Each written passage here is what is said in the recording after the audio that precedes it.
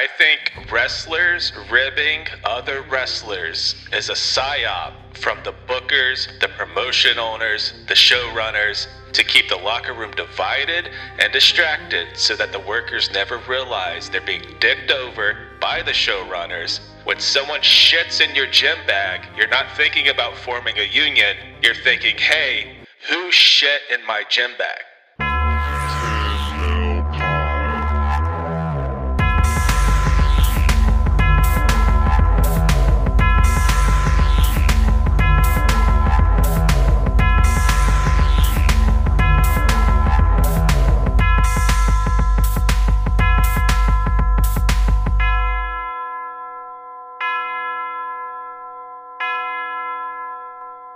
I find it adorable that Hollywood over here was trying to have a conversation about pro wrestling, but it was really masked in showrunners, and production assistants. They're an agent for the showrunners because they're trying to work their way up to a showrunner and pitch a show. They've got a script in their pocket. You probably have a script in your pocket right now, Hollywood, while you were saying the word showrunner. Who turned down your genius TV pilot script? No one yet. If you listen to Patreon, I'm writing the Jake Manning story, his high spots experience through the eyes of a Blair Mountain coal miner. I told my wife that, and my wife laughed hysterically. Taking basically all of my experiences of high spots and then dump that into coal mining, because saying that somebody would treat you like that in an office, that doesn't sound right. But somebody treating you that shitty in a coal mine, yes, that's we understand. That seems logical. Well, hello, and welcome to Tin Bell Pod. I'm Nick, and I am joined by someone who's always on his David Otunga shit, Tyler Wood. That's me. Did you like me better when I was fat? Yeah, I did. So that's the rule in comedy. You can't get in shape. Look at Kumail. He fucking sucks now. What are you talking about? He does bits about being jacked now, which everybody finds hysterical. We are, of course, joined by Northeast Wrestling Hall of Famer, a funny and shape guy, the Man Scout, Jake Manning. Not really. Not according to my wife. Says some fat as shit now. Jake, respectfully, I love your wife. She's oddly the best. That's all I can say. Oddly the best. Yeah. You had me at shitting all over you at every moment of the day. That was every chance she gets. So every one of you who are fans of mine, I appreciate every one of you because you're only people saying anything nice about me in this world. Today, we are discussing one half of one of the greatest tag teams of all time. Name them all. Harlem Heat, Rock and Roll Express, Midnight Express, Outsiders, Road Warriors, New Age Outlaws, X-Pac and Kane, X-Pac and Scott Hall, X-Pac and Marty Jannetty, X-Pac and Bob Holly. The greatest tag teams of all time. And the Briscoes stand shoulder to shoulder with any and all of them. Today we're discussing one of Dem Boys, Reach for the Sky. We're talking about the great Jay Briscoe. Nice job, Nicholas. Working in a plug for your boy X-Pac. You did say X-Pac and Just Incredible, right? You did say X Factor. You didn't skip over X Factor. Did. Yeah, you son of a bitch. That's the best one. Because they had the coolest theme song too. But also too, I was oddly put off that you started with Harlem Heat and not the Road Warriors. But I mean, shame on you. But whatever. But yes, what you said was correct, even though it was a bit to get your friend X-Pac over even more so than he already is. You are absolutely 1,000% correct. To me, it's like the Road Warriors and the Briscoes. When you think about all-time tag teams, and for me to live in Charlotte, North Carolina and go, yeah, Road Warriors, Briscoes, then Rock and Roll Express, that's a big deal. And you're saying Briscoes senior. No, I'm not saying senior. No. I see more Jack as the singles guy, and Jerry was there. No disrespect, Jerry. I may need to go to your auto body shop one of these days because there's shit drivers in Charlotte. No, the Briscoes, they were it, man. Especially being a guy who helped promote shows, helped book shows, and you're like, hey, you have a nice local tag team, and we kind of want to give them a good match. First thing, top of your mind, top of the list, book the Briscoe brothers. Much like in the situation when the Road Warriors left WWE around the Attitude Era and they kind of went on a little indie run. The Road Warriors, when they're like, hey, let's bring them in. We have a tag team. That's going to be a good match. And that was done a handful of times. The Briscoes did that for decades, absolute decades. If you had any up-and-coming tag team that was worth their salt, they had to go against the Briscoe brothers, and that's including even me and Grizzly Redwood and 1,000 other tag teams. But there was always one constant, and that was the Briscoe brothers. And just looking over this outline for Jay, like, it's going to get real tough towards the end. I haven't scrolled down to that part of the outline, but just looking at this top part, it makes me smile. I'm excited for this. I'm in a good mood today, and I'm ready to talk about it. This is going to be awesome. Probably one of our better shows. I'm going to say it right here, right now. All due respect to the greatest tag teams of all time, including the Rock and Roll Express, Ricky Morton and Robert Gibson. They are the Briscoe brothers. Hold a special place in my heart because I was watching. I watched every event that went to DVD in 2009 from Ring of Honor. I watched it with my grandpa, and he fell in love with the Briscoe brothers. He was a big fan of the original Briscoe brothers back in the day, and a lot of that hard-hitting style he saw and he appreciated in Briscoe brothers with an E, and he appreciated that they were country boys, and what you saw was what you got, and that really shone through in their promos and their in-ring work. Man, it was something going back through and rewatching some of this stuff. Some of it I'd seen before, some of it I hadn't, and this is going to be a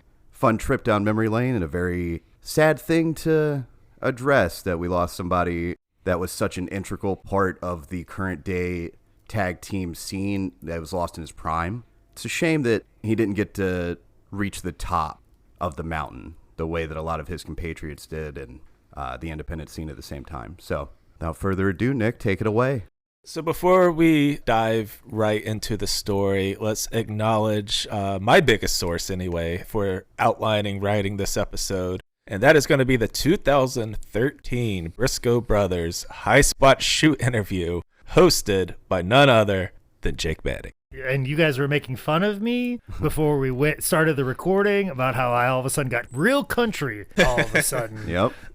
In the middle of that interview. Yes, I did. Every time I would get ready for an interview like that when I worked at High Spots, outside of setting up all the cameras and also paying attention to where the cameras were because I had no cameramen behind to make sure everything was set up. So you see my eyes darting off in the middle of it. But as far as like interview somebody, it was always like, what is my way in to be friends with this person for about 90 minutes or so?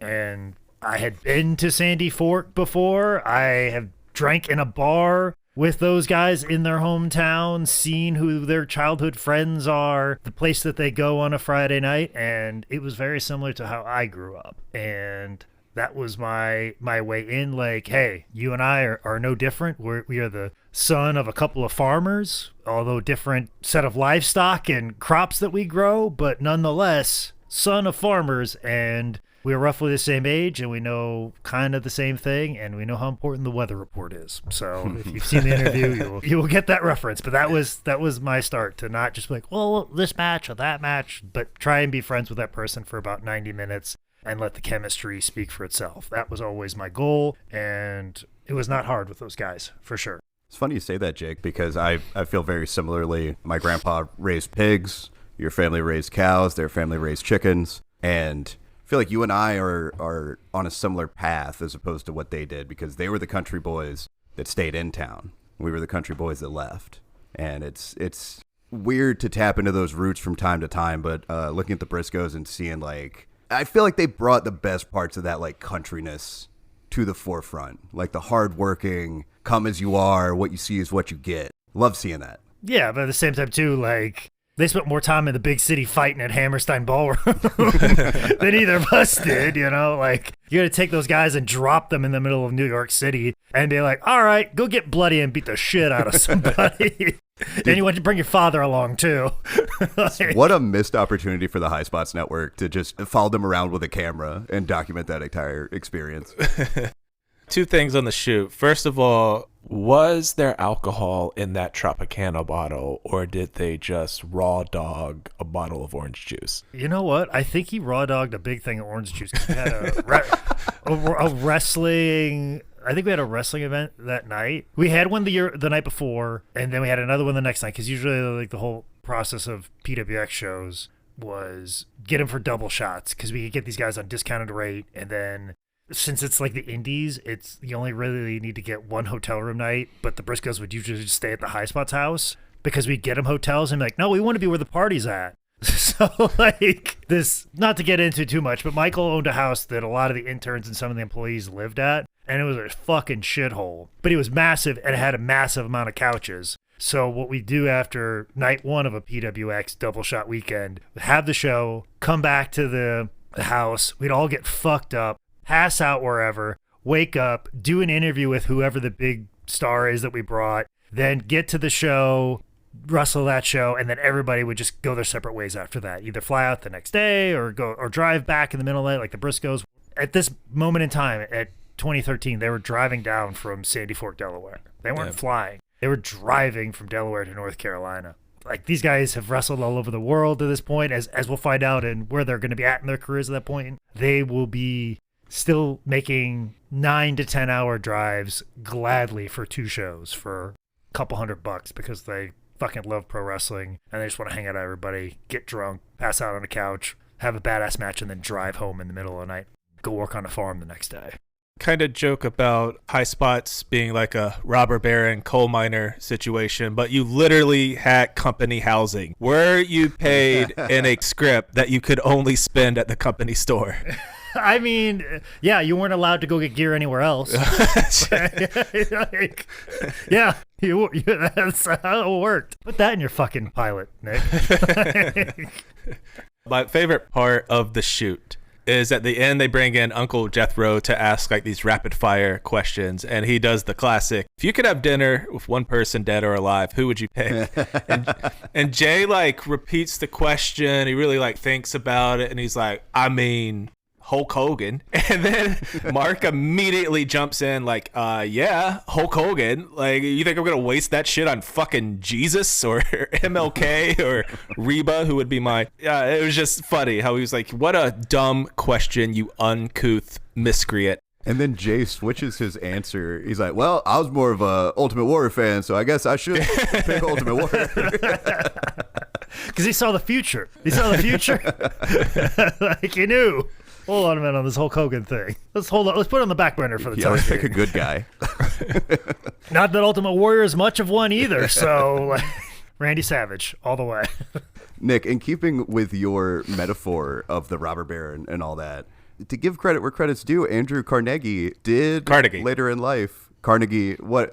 You know what? Never mind. You know what? Never. Yeah, stop talking. Stop talking. Let's get to the birth date of Jamin Dale Pugh. Okay. Oh, his middle name's Can we Dale? get to that? Hell yeah. Praise hell, praise Dell. Did you not read the outline? Yeah. I read the important parts. All right. Jamin Dell Pugh was born January 25th, 1984 in Salisbury, Maryland. His brother Mark is going to be very deeply woven into the fabric of this story of Jay's career, of Jay's life. Mark would come along about it 1 year later. For some reason, there's like 2 dates thrown out for Mark's birthday, 17th and 18th of January. Jake, if you want to text him and clear that up. No, absolutely not. That is a true... Like, that's something you normally hear when I listen to crime and sports podcasts about, like, people who were born in the 50s or a dollop of people in the 1800s of a country person. Like, hey, we wrote your birth date on a tree, and then they cut down the tree, so I don't really know when you were born. I want a member of the Briscoe brothers to have that lineage of, like, I'm not really sure what my birthday is. I always remember when I was hearing that they came from Delaware, I was like, I didn't know they made people this country in Delaware. And then in the shoot interview, they're like, oh, yeah, Dad came from West Virginia. I'm like, there it is. Yeah, but the thing is, though, if you go, like, I've been to Laurel, Delaware. I've been to, Sandy Fork. It is no different than Spragueville, Iowa, Cramerton, Illinois. Swansboro, North Carolina. Yeah. I was going to hold off, but yes, Swansboro. What's that other piece of shit town? Oh, Whiteville, North Carolina. The place I've gotten like 8 speeding tickets because there's that switchover right there on 74. Warren Robins, Georgia. I mean, it's no different. You're like, oh, well, Georgia, that's Atlanta. No, that's not really it. Illinois, that's Chicago. No, it's different. Oh, Delaware, that's in the north. Well, country's country. That's the only way I could put it, is country is country. I was gonna peg them for like Virginia because they have that little bit of slow, like Appalachian Trail accent in them. But then I was like, fucking Delaware. Like, what the hell is happening? Yeah, we're from the Commonwealth. Probably doesn't help that their dad is from West Virginia. I mean, that'll do it. I didn't say that to their face in the middle of the shooter interview, but yeah, that does. So I've got a real problem with West Virginia. So yes, they did grow up in the rural town of Laurel, Delaware, raised on their family's chicken farm in Sandy Fork. And Sandy Fork's kind of like a part of town, not like a town, I guess.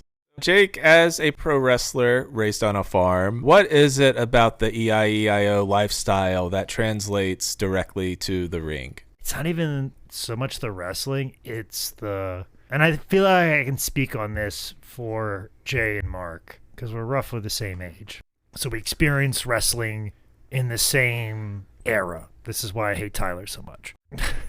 In that, like, wrestling in the 80s and like even late 90s, it was such this weird spectacle where it seemed like fantasy land, but they were real people. Yeah. Like, it wasn't cartoons. It wasn't a TV show that you knew was scripted. It felt real. And it was also the time period where people were like, oh, no, it's fake. But at the same time, too, like, it was still the era where people are kind of like, no, I think it's real. You know, like, you didn't really know. We're so far past the idea of pro wrestling being faked and scripted and everybody saying it as loud as possible.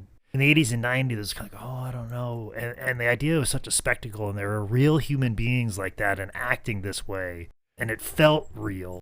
You're like in this very rural, straightforward. It's about work. It's about providing for your family, and people are just working a job, and they've lived in this town forever. Don't forget church. Yeah, church, and just this constant cycle of, you know, working 5-6 days a week, going to church, and it's just this constant cycle of the same, ordinary, safe. Then all of a sudden, wrestling gets interjected, and there's danger, and there's showmanship, and there's being loud and braggadocious, and larger than life, real life cartoon characters. It kind of hits you where, like, if you're like in the city, like, oh, we just saw Sylvester Stallone walking the streets. They're filming the Blues Brothers in Chicago. Oh, there these plays that are coming in, or we have a football team, and there's all these things going on that the bigness of something just becomes so ordinary. Where in the country, it hits you in a different way, I feel like. And I think it's no secret that WWF back in the day in the 80s, like, their strength was through the Midwest and getting a lot of those syndication deals. And even to this day, like, any one of the AEW roster members that were in WWF in the 90s and early 2000s, like, they will always buy their merch more so over everybody else because there's that stronghold of WWE's the only thing around, and it's so ingrained in you and you loved, and that's what beholden to. Growing up, both Briscoes obviously massive fans of wrestling. As kids, they loved Hogan and Warrior. As they grew older, they became big ECW fans. Mark was a New Jack guy. Jay was the Dudleys. And they were also super into 90s All Japan, Masawa, Kawada. And I think if you sort of like melted all those down into one, you sort of get the Briscoes. Yeah, I mean, you kind of marry all that together. And I think that's the beauty of wrestlers from my generation. Is it is kind of amalgamation of that, you know? It's the larger-than-life cartoon characters, and then when we find out that there's a thing called work rate, and then you combine that with what you do, and then you find out more about old school stuff, and you combine that together, and it gets in this weird stew where now it's kids like Tyler. They're like, oh, man, those old school wrestlers like Randy Orton and Jeff Hardy, that's where it's at, man. It was the Gold Dust Trio, and then the Miz, and nothing else. Yeah, pretty much. This love of wrestling led to the Briscoe brothers having backyard matches, probably kind of nice to always have an opponent, matches, gimmicks, stories, and the big thing is they obsessively recorded all their farmland matches and reviewed the footage to refine their moves. Here a move, there a move, everywhere a move. Basically, they trained themselves, like, just comparatively before ever going to a wrestling school. Well, hopefully all their matches weren't like that one match they did later in life where they were shit-faced drunk and rolled up on a wrestling show and asked, can we wrestle? And then proceeded to beat the shit out of each other. Hopefully their matches weren't like that growing up. I think there was a lot of beat the shit out of each other. There was one story where Jay Jay broke Mark's nose, and then their dad came out and goes, Mark, you better break his nose, goddammit. I always think about the story that Mark tells on the interview where Jay, like the older brother, you're being a fucking dick. Mm-hmm. That's what older brothers do. I mean, hell, I was a dick to my sisters, to which also my brother-in-law was a dick to my wife growing up. Like, that's what you do as older brothers. And if it's brothers, you can actually get to hit them. Like, that's fair game. And I still love that story where Jay was just putting a fucking hurting on Mark in full mount, just punches. And then one day, as Mark said, tide had turned. Yep.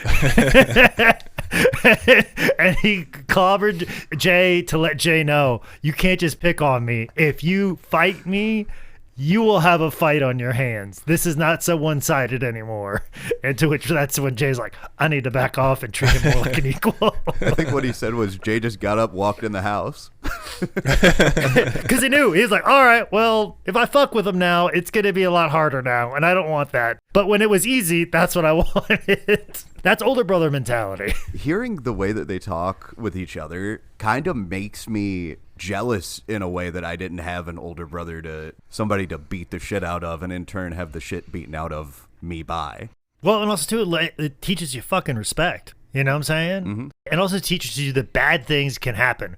Where I feel like there's a lot of single child walking this earth that don't realize that you can be just minding your business and somebody could come and fuck your shit up because he's bored. So as they worked out their wrestling, Jay, and I assume Mark, played a little bit of football and basketball. Jay was apparently like a standout fullback linebacker at Laurel High School. But in his later teen years, he decided to go all in on pro wrestling. Just like how Jeff Jarrett should stick to wrestling and not dream of playing me one-on-one in basketball for way less than $10,000. Still need to talk to Jeffrey about this. I still got one of these days we're going to make this happen. Does he take payment in guitars? This is Jeff Jarrett we're talking about. He takes payment in cash. I imagine if I rolled up to AEW backstage with a briefcase full of cash, I'd be like, take the money, Jeffrey. Like, he'll take the money. Like, he'll do it. He'll do whatever we want for $10,000. So anybody out there, Patreon, tier level, $10,000. Nick versus Jeff Jarrett. We will film it. So as the Briscoes were building a library of VHS tapes of them wrestling, they started sending them off to wrestling schools, trying to find anyone to train them. And they kept getting rejected for being too young. However, in Wilmington, Delaware, they met Jim Kettner, who ran ECWA. There, the head trainer was former CZW tag champion Glenn Osborne. And that is where the Briscoes would go to formally learn while still in high school. Glenn Osborne, like just one of those pro guys. Indies in the Northeast is completely different than what it is now. 10 years ago, and then even you go back even 20, 30 years ago, it was completely different. It was just a bunch of big dudes that kind of had a gimmick, and they were wrestling at all these high schools and wrestling guys that were off WWE that were just looking for like a payday or whatever. And of course, everybody had TV when it was really just public access. Glenn was one of those guys and knew what he was doing, very old school, probably gave him the proper education that they needed, to the basics that they really needed. And obviously them being young and watching a lot of tapes, they could use their creativity, but you gotta build the basement first before you make the rest of the house. And of course, someone like Jim Kettner, I think some people may or may not know, I knew Tony Kozina, who was booked for the ECWA Super 8, which was always what ECWA was known for, and Jim Kettner doing like the Super 8, and that was kind of the indie thing that got a lot of people discovered, like the Hardy Boys. Christopher Daniels, Spanky, just this idea of this super tournament of people, it's like this was a stepping stone to being something big and great. And there's been times where it's mean more than other times, but it was always important. But I remember Tony Kozina talking about how Jim Kettner was a true promoter because not only did he book the matches and he promoted them, but when he booked you, he got both the guys together and said, this is what I would like this match to go and be. Use your creativity however you want, but this is what I want done, and this is the story that I'd like you guys to tell, and this is the finish I would like to have. Then it was the job of these wrestlers to go out and do that. Whenever I would put together a show, that's how I would do it. It's like, look, guys, I don't care how you do it. but I kind of need you to do this. And this is where they would be like, well, I had this idea. I'm like, okay, well, that's a good idea. You can do that, but make sure we get to this finish. I need this finish. I need this story to tell. So however we get there, you can still do that spot, and that's a thing you can do. That's great, but I need this to happen. And that's a very collaborative effort, and nobody does that anymore. But that was the reason I was always that way. Like $5 Wrestling, Queens of Combat, PWX, or any time I've ever been in charge of a locker room or putting together matches for somebody, that's what I always did. And I always got that from what Tony Casina told me about Jim Kettner and the wrestlers being professionals, went out there and did it.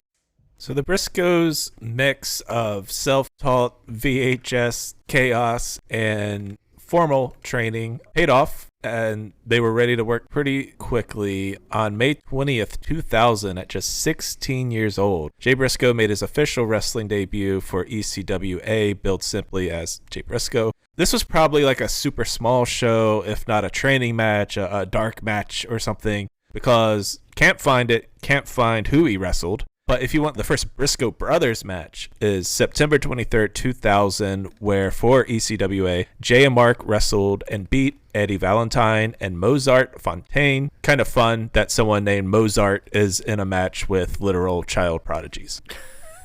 Only you, Hollywood.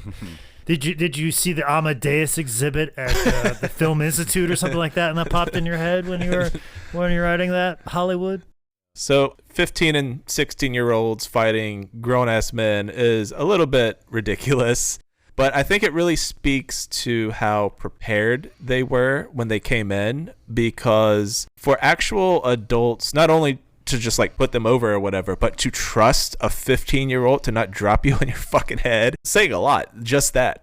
Oh, yeah. Like, to have a trust in a 15-year-old to, like, not fucking murder you or to take care of you on just a body slam. Never forget, kids, Bruno broke his neck on a body slam that got fucked up. So keep that all in mind, since we're having all these discussions about, neck surgeries and what's important and what neck bump. Bruno getting hurt almost brought down the entire New York territory because he slipped on a body slam with Stan Hansen, a guy who'd been wrestling for years at that point in time. By 2001, Jay and brother Mark were gaining experience across the independent wrestling scene. When Jay was 17, they entered the notoriously hardcore CZW. There are 17-year-olds who probably aren't even allowed to watch CZW. But during a CZW Delaware invasion show, January 2001, teaming alongside CZW vet Eddie Valentine, taking part in a 3-on-1 handicap match against Trent Acid, in a match where Trent just basically squashed all three of them. So a strong match for 10 Bell Pod episode Trent Acid. Yeah, I mean, Trent was the guy, and it's funny because Trent and I think the Briscoe brothers used to play during ECW shows, like in the bleachers and stuff like that. They used to go to ECW shows at the ECW arena. And I remember, like, Jay and Mark said, yeah, we knew Trent for years, as kids. So they were kind of aware of each other just because of wrestling. It's very much like how AAU basketball is. Like, I played AAU ball against Steph Curry, I knew Steph and stuff like that. Like somebody else on this podcast. So It's me. It's Tyler. It's Tyler. But it was kind of in that aspect, and then you just kind of end up in the same spot. And obviously, like, CZ Dub was kind of like the shit at the time. So this was a big opportunity, but it's clearly like, oh, let's just put him out there. We don't know anything about him. Let's see how he is and have him take the loss. Trent was the fucking king shit at this time, wearing his Ribera jacket with the silvery pants. Like, he was a goddamn man. And Mark had a really insightful piece of information, too, where he said that the soul of ECW kind of split in two, and the hardcore part went with CZW and the technical part went with Ring of Honor. And when he said that, I was like, oh, that's very insightful. But I don't think that gives enough credit to like the technical stuff that is going on in CZW at the time. Yeah, and Trent was at the forefront of that. So obviously, if Trent was like had a little bit of a squash match and then got in there and like, oh, this guy can do some shit. Oh, okay, this might be a guy we need. Like, hey, Zandig, this is a guy we need. And then Zandig was like, oh yeah, in the blood, Valerie, hi, CZW, CZW. Jesus. oh man. Between this match and following spots, CZW fans quickly noticed that the Briscoes were fearless and athletic as hell, and I don't know if there are two better words to summarize the Briscoe brothers than fearless and athletic. But at CZW's inaugural Best of the Best tournament, May 2001, the Briscoes had a breakout. And remember, we're still under 18 here. The company was looking to show like they're a little more than like just blood and gore. They could wrestle.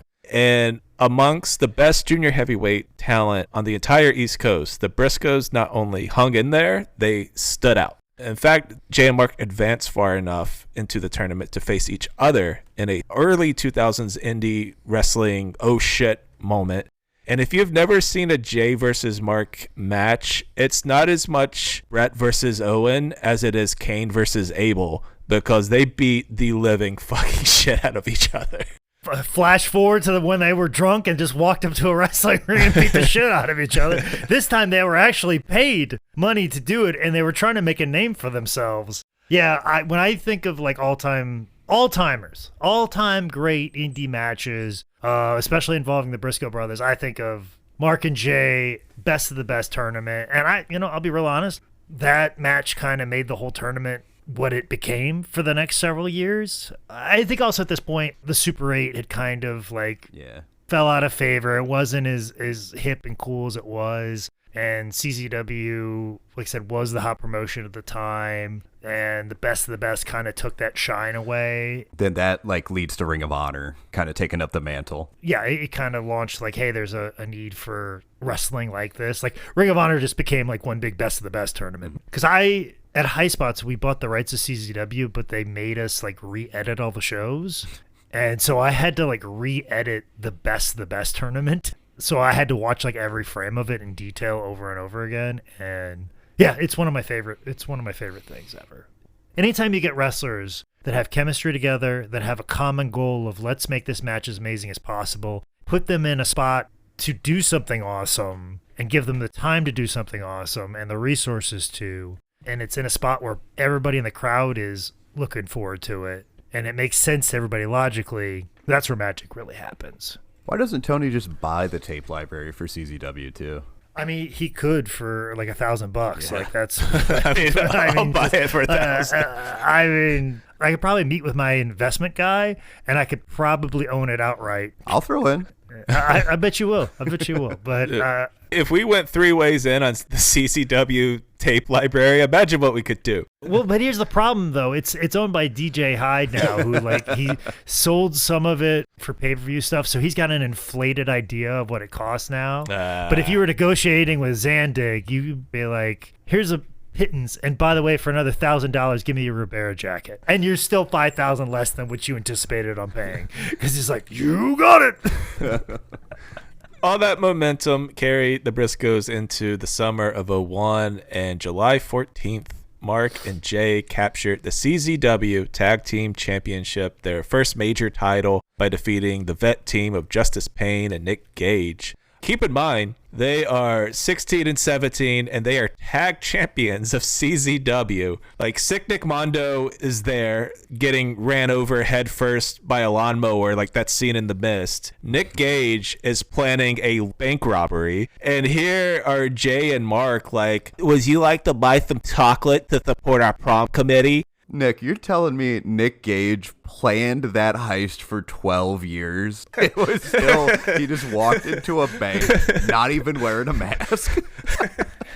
Yeah, he had it all drawn up, and he just dusted it off one day. I'm like, this is my plan. Also, too, you're going to do a wussy-ass voice like that for the Briscoes? Oh, will you buy our chocolate? It'd be reach for the candy bars, motherfucker! Dude, Jay sounded like a man since he was 15. The second his balls dropped, it's been, reach for the sky, boy! They did lose those belts in I think it was 2 weeks later or a week later. But it was clear that the Briscoes were rising stars on the East Coast indie circuit, and it wasn't just a novelty of how young they were. Add to it, through CZW Zandig's connections, they were able to do their first tour of Japan in 2002, wrestling in Big Japan Pro Wrestling, doing a week of matches. So before they could vote They had survived CZW, delivered a breakout match in a famous tournament, won tag team titles, and wrestled in fucking Japan. And we're chaperoned by John Dandy. Like, this is our chaperone. What's going on here? Like, here, Zandig, take our children to another country.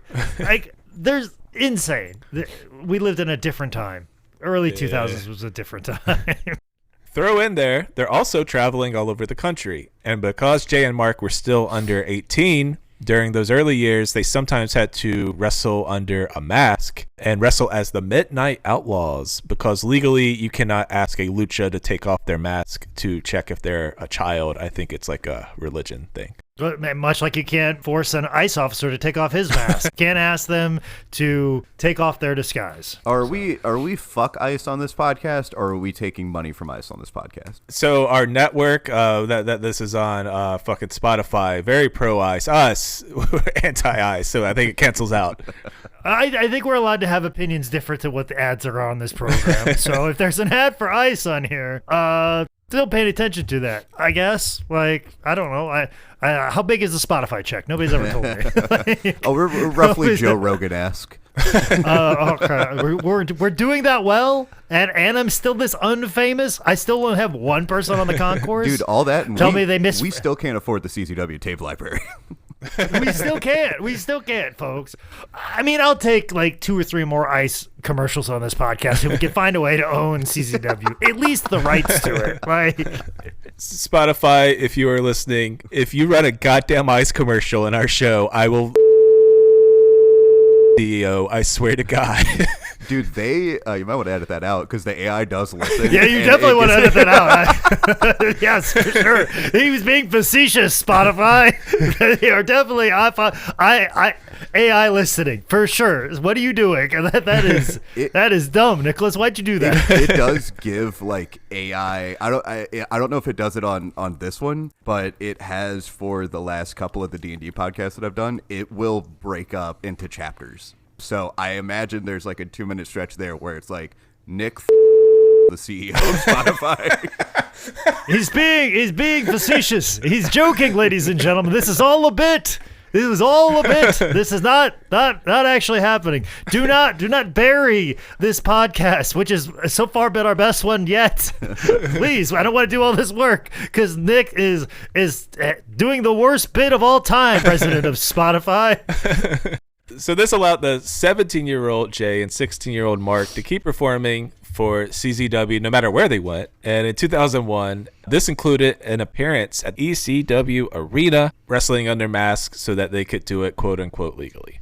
They made it. This right here, they could pack it in after this and go be chicken farmers for the rest of their life. The fact that they're wrestling at the ECW Arena, for these kids right here who loved ECW as much as they did, went to shows, loved it, watched it, wrestling in the ECW Arena. That was it. Little did they know they were going to wrestle in this motherfucking building thousands of times in front of the shittiest fucking crowds in the history of the goddamn world, and not even eating a Tony Luke's cheesesteak is going to make it fucking better.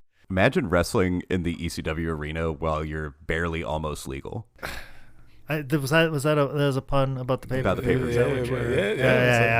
I mean, that's pretty good. It's not worth a laugh. No, it didn't get one either. As a wordsmith, though, top notch. Not bad. Not bad. If I don't get more laughs, I'm gonna the heads of this podcast. We can leave that in. Okay. The president of Spotify agrees. So it wasn't until 2002 that Jay finally turned 18 years old, and like a high school girl getting groomed by Drake or Chris D'Elia, the pro wrestling world finally was like, hey, this is technically legal now. Now we can end the podcast now. Like that after that joke, we've peaked. We've now wrestled in the ECW Arena as an 18-year-old. We're done. We're good. We're all right. Pack it in, guys. It doesn't get much better than that. 2002, the Briscoe brothers found the stage that would define their careers, and that would be Ring of Honor. ROH launched February 2002, and Jay Briscoe was on the very first Ring of Honor show, February 23rd, 2002. The era of honor begins. Mark was still under 18, so his debut in Ring of Honor was a few months later. because, fucking rule following nerds. Because Rob Feinstein is very strict upon age. Hey, let's get that Mark He's guy very in here. Let's get Mark in here. I know he's under 18, but like, Can we get Mark in? Get Mark in here. Bring all your friends. Bring all your friends. Let's have some pizza and some soda. Want to watch movies? I feel sleepy, Mr. Feinstein. it's crazy how Jay was there from the very first show. As far as I know, just thinking off the top of my head, he's probably the only Ring of Honor lifer in the history of the entire promotion to make it from the very first one. Not really go to TNA. They had the short stint later. Mark's now in AEW. He's the only lifer that didn't come to fruition on anything, and that's kind of the sad part, that we have 20 years to cover coming up, but it's just amazing that like he throughout the entire thing, him and Mark throughout the entire thing were the lifeblood of Ring of Honor, and it's just so sad to think, like, looking back at those old logos, he was there for every iteration of it, every booker, everything it tried, Jay was there, and that's fucking amazing. And let me fucking say this. Ring of Honor wouldn't have fucking lasted without him. Nope. If they would have, if they would have been like AJ, do this first iteration, then fucking out of there. There were times where this promotion wouldn't have fucking been what it was. Oh, he came. No, These guys AJ came back when it was a skin tag on New Japan's Nutsack in the U.S. That was yeah. But it wouldn't even got to that level. It probably wouldn't even made it to that without the fucking Briscoe brothers. So that's one thing I want to hammer home that I hope everybody is thinking about as they listen to this podcast, is just that era of independent wrestling and the fucking shit that these guys went through to put on just amazing wrestling back in the day, and for no reason other than they love wrestling. There wasn't something at the end of the tunnel that was like, oh, if you have 3 good years on the indie, you get to go to AEW or get looked at by WWE or whatever. They weren't making money doing this. And I love that era of independent wrestling where guys just did it because they fucking loved it, and you could tell there was nothing beyond, I want to do this to the best of my ability. I want to provide this art to the world. And there was never this thing of, I've been working 3 long years or 5 long years to get to this place. It was never about getting to a place. Yep. It was about being good at what you're doing, and then that takes you where it takes you. It wasn't you beating your chest and telling everybody how great I am. It wasn't this. It's like, you proved it. I just want to put on great fucking matches that are of the par of my heroes. I want Masawa to walk up to me and tell me I wrestled an awesome match. I want Ricky Steamboat to see one of my matches like, man, you guys killed it. I want Reckless Youth or Lobo or anybody who I look up to say, man, you guys killed it. That's what it was about. That's what it was always about. And there's a pride to it, and God, there's just, you'd think we'd circle back to it because there's no level of fame on the indies anymore. I just wish we could circle back to people doing it solely because they fucking love it and they've got pride in their work. You'd think that would happen, but I ain't seeing it. And especially if you're a newer fan, it may be a little hard to place what this time was in pro wrestling, but especially indie wrestling. Like we know that Ring of Honor became a whole thing and PWG became a whole thing. We saw Punk go on and Omega and AJ. But at this moment in indie wrestling, no one knew if any of this fucking shit was going to work. Yeah. Pouring all that time in so that you could maybe go to Japan, maybe to make a little money, but also just because you know that that's what your peers that you respect so much did, is they went over there for the fucking privilege to sleep on a mat of the New Japan dojo and get this shit beaten out of you by people that don't speak the same language as you. Or even just travel the fucking country. I have I don't really know when this is going to release. I have a feeling this is probably before at the end of February. This one will come out. I'm wrestling in Arkansas at the end of February. You love pro wrestling. I'm solely taking the booking because I've never wrestled in Arkansas before. You know, like, and I kind of want to say that I've wrestled in as many states as possible. Nobody's ever asked me to wrestle in Arkansas. I have no idea how good this show is going to be. I have no idea how good my opponent is. I don't care. And also, too, there might be a possibility I might be working the night before somewhere else very late at night, and I have to take a 7 a.m. flight to Arkansas, kill my entire day, go wrestle the show, and then fly back home at like 7 o'clock in the morning the next day, and so I can spend time with my wife. But I want to wrestle in Arkansas because I've never wrestled in Arkansas before. That's fucking loving pro wrestling, man. And the Briscoes, they goddamn did that shit for fucking years. And that's why I fucking love them. If we were to talk about every single thing the Briscoes did in Ring of Honor, this would be 100 episodes, each fucking 4 hours long. We're going to jump around a little bit, hit sort of the highlights. And keep in mind, they're not just working Ring of Honor. They're going to California, wrestling at PWG. They're over in Chikara. They're everywhere. They were over in PWG until one time they missed a flight. So One time? a couple times. Like Dragon tried to get them over in PWG, but I just listened to this right before we recorded. Jay apologized to Super Dragon because he said, "Yeah, man, we're gonna get real fucked up. Just sleep on the flight, but." They don't really like you flying if you fucked up, so they asked us to get off the plane a couple of times. And yeah, what could have been if you factor him into the PWG DNA a little. Yeah, and Dragon, not one to hold a grudge. I love Dragon because Dragon is very similar to me. The way that I ran $5 wrestling is very similar to how Dragon ran PWG.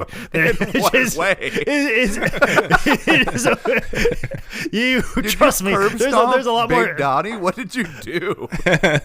I mean, I did some stuff to Freight Train to get him to do what I wanted in the ring. But there's a similarity there. So I somebody who doesn't show up when I booked you and paid for a flight, you're not coming back. So I get sense. it. But let's get back to the Ring of Honor highlights here. So as far as them working in CZW, there was a time where they were able to juggle both, but eventually they started crossing over each other, having shows on the same day, and the Briscoes had to make a choice. So they drove Zandig out to the country and said, get out of here. I can't take care of you no more. Go on. And they were crying because they really wanted to keep Zandig. I think it won an Oscar. Heard the bird on the bird, heard the show, all the same, CZW, heard the boo, how to be, how her, how to say, CZW. All right, so like I said, we're gonna play the hits here. We may not go in chronological order. Let's just talk about some of the biggest moments in Jay's time there. And let's start out with Samoa Joe and Jay Briscoe's feud. It was one of the first times they really let Jay kind of like feel out what being a singles wrestler was. And there's that one match with the championship match with Jay just fucking covered in blood, and it's very gross. It feels like Jay was always propped up to be that single star. And it's so weird to talk about this because Mark's still around. Mark is, I just watched him in a fucking pay-per-view, and I don't know if I should save this for later in the podcast, but it kind of feels like Jay's death was like, in a way, it spurned Mark to take up that singles mantle that Jay was never able to. Not for lack of trying, just other circumstances we'll get to later. But this is the first kind of glimpse into just what everybody sees. Like, it's weird. It's across all entertainment. There are people that start out in stand-up where you see it, where you're just like, that guy's got it.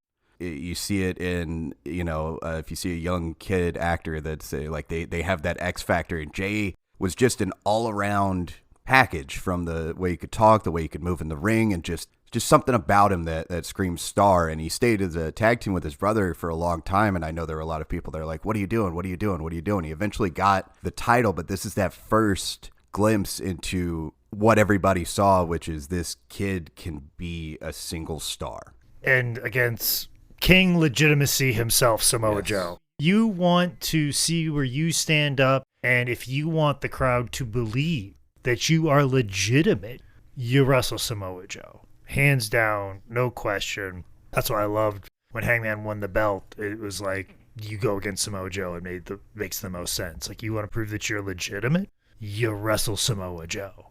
And if people buy you doing anything to him, then guess what? You're legitimate. And I think that's what this was for Jay. And to kind of piggyback off your sentiments, I think you look at the Briscoe brothers, and this is going to be a very dated reference, and I guarantee people listening to podcasts aren't going to get this, but it's like Lewis and Martin a little bit. Dean Martin and Jerry Lewis. Together, they were one of the biggest, like, acts ever, and they could have ran that forever, and you would have rolled out Martin and Lewis, and they could have been a team and known as a team forever, but at the end of the day, like, Jerry Lewis is going to be the Nutty Professor and do all these things and be Jerry Lewis. And that's what I always feel like Mark Briscoe is. Like the fact that him just saying conglomeration, him just having fun with a word has spurned all these weird and interesting things and these combinations of matches in AEW. The fact that he looks at Ishii and calls him Tom, and like everybody calls him Tom, and just, this is my main man Murph, like, and he brings his baby, like, I mean, and he's amazing at that, and he's top notch at that, and being the Jerry Lewis of that. But then you have Dean Martin.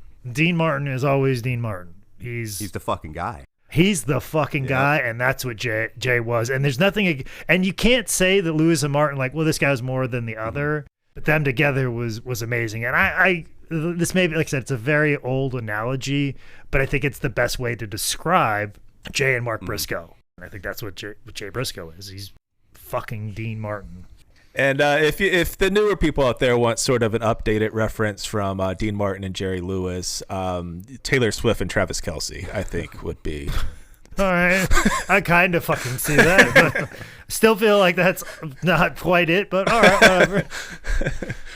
All right, and then I think this is the second time I ever saw them, but this feud, Punk and Cabana, the Second City Saints versus the Briscoes, this is a heavyweight fucking fight for Ring of Honor and the Briscoes. Yeah, anytime you had the Second City Saints and they were in Chicago, was a license to print money in Ring of Honor. They ran that, I think it's like that Chicago Ridge so many times, and yeah, I mean, and once again, Punk and Cabana kind of coming in. They were new to the promotion. Like, you want to be seen as a legitimate tag team here, you wrestle the Briscoes. And I think this is kind of like the beginning of that a little bit. This is very early on. But the Briscoes were kind of tapped like they're the Ring of Honor tag team here. And Punk and Cabana coming in, you go against the Briscoes. If you can hang with the Briscoes, you're fucking worth a damn. And we're talking about CM Punk here, guys. we're talking about a time and an era where CM Punk had to prove his worth. You know what I'm saying? Like, I have to prove myself to be worthy to be in this ring, or prove to be worthy in this match. We're in this promotion. That is such a long time ago. But yes, there was a time where Punk had to be like, you know what? I'm going to show you motherfuckers that I'm the best wrestler in the world. And here it is.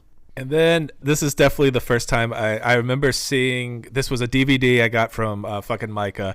These four guys became my favorite wrestlers.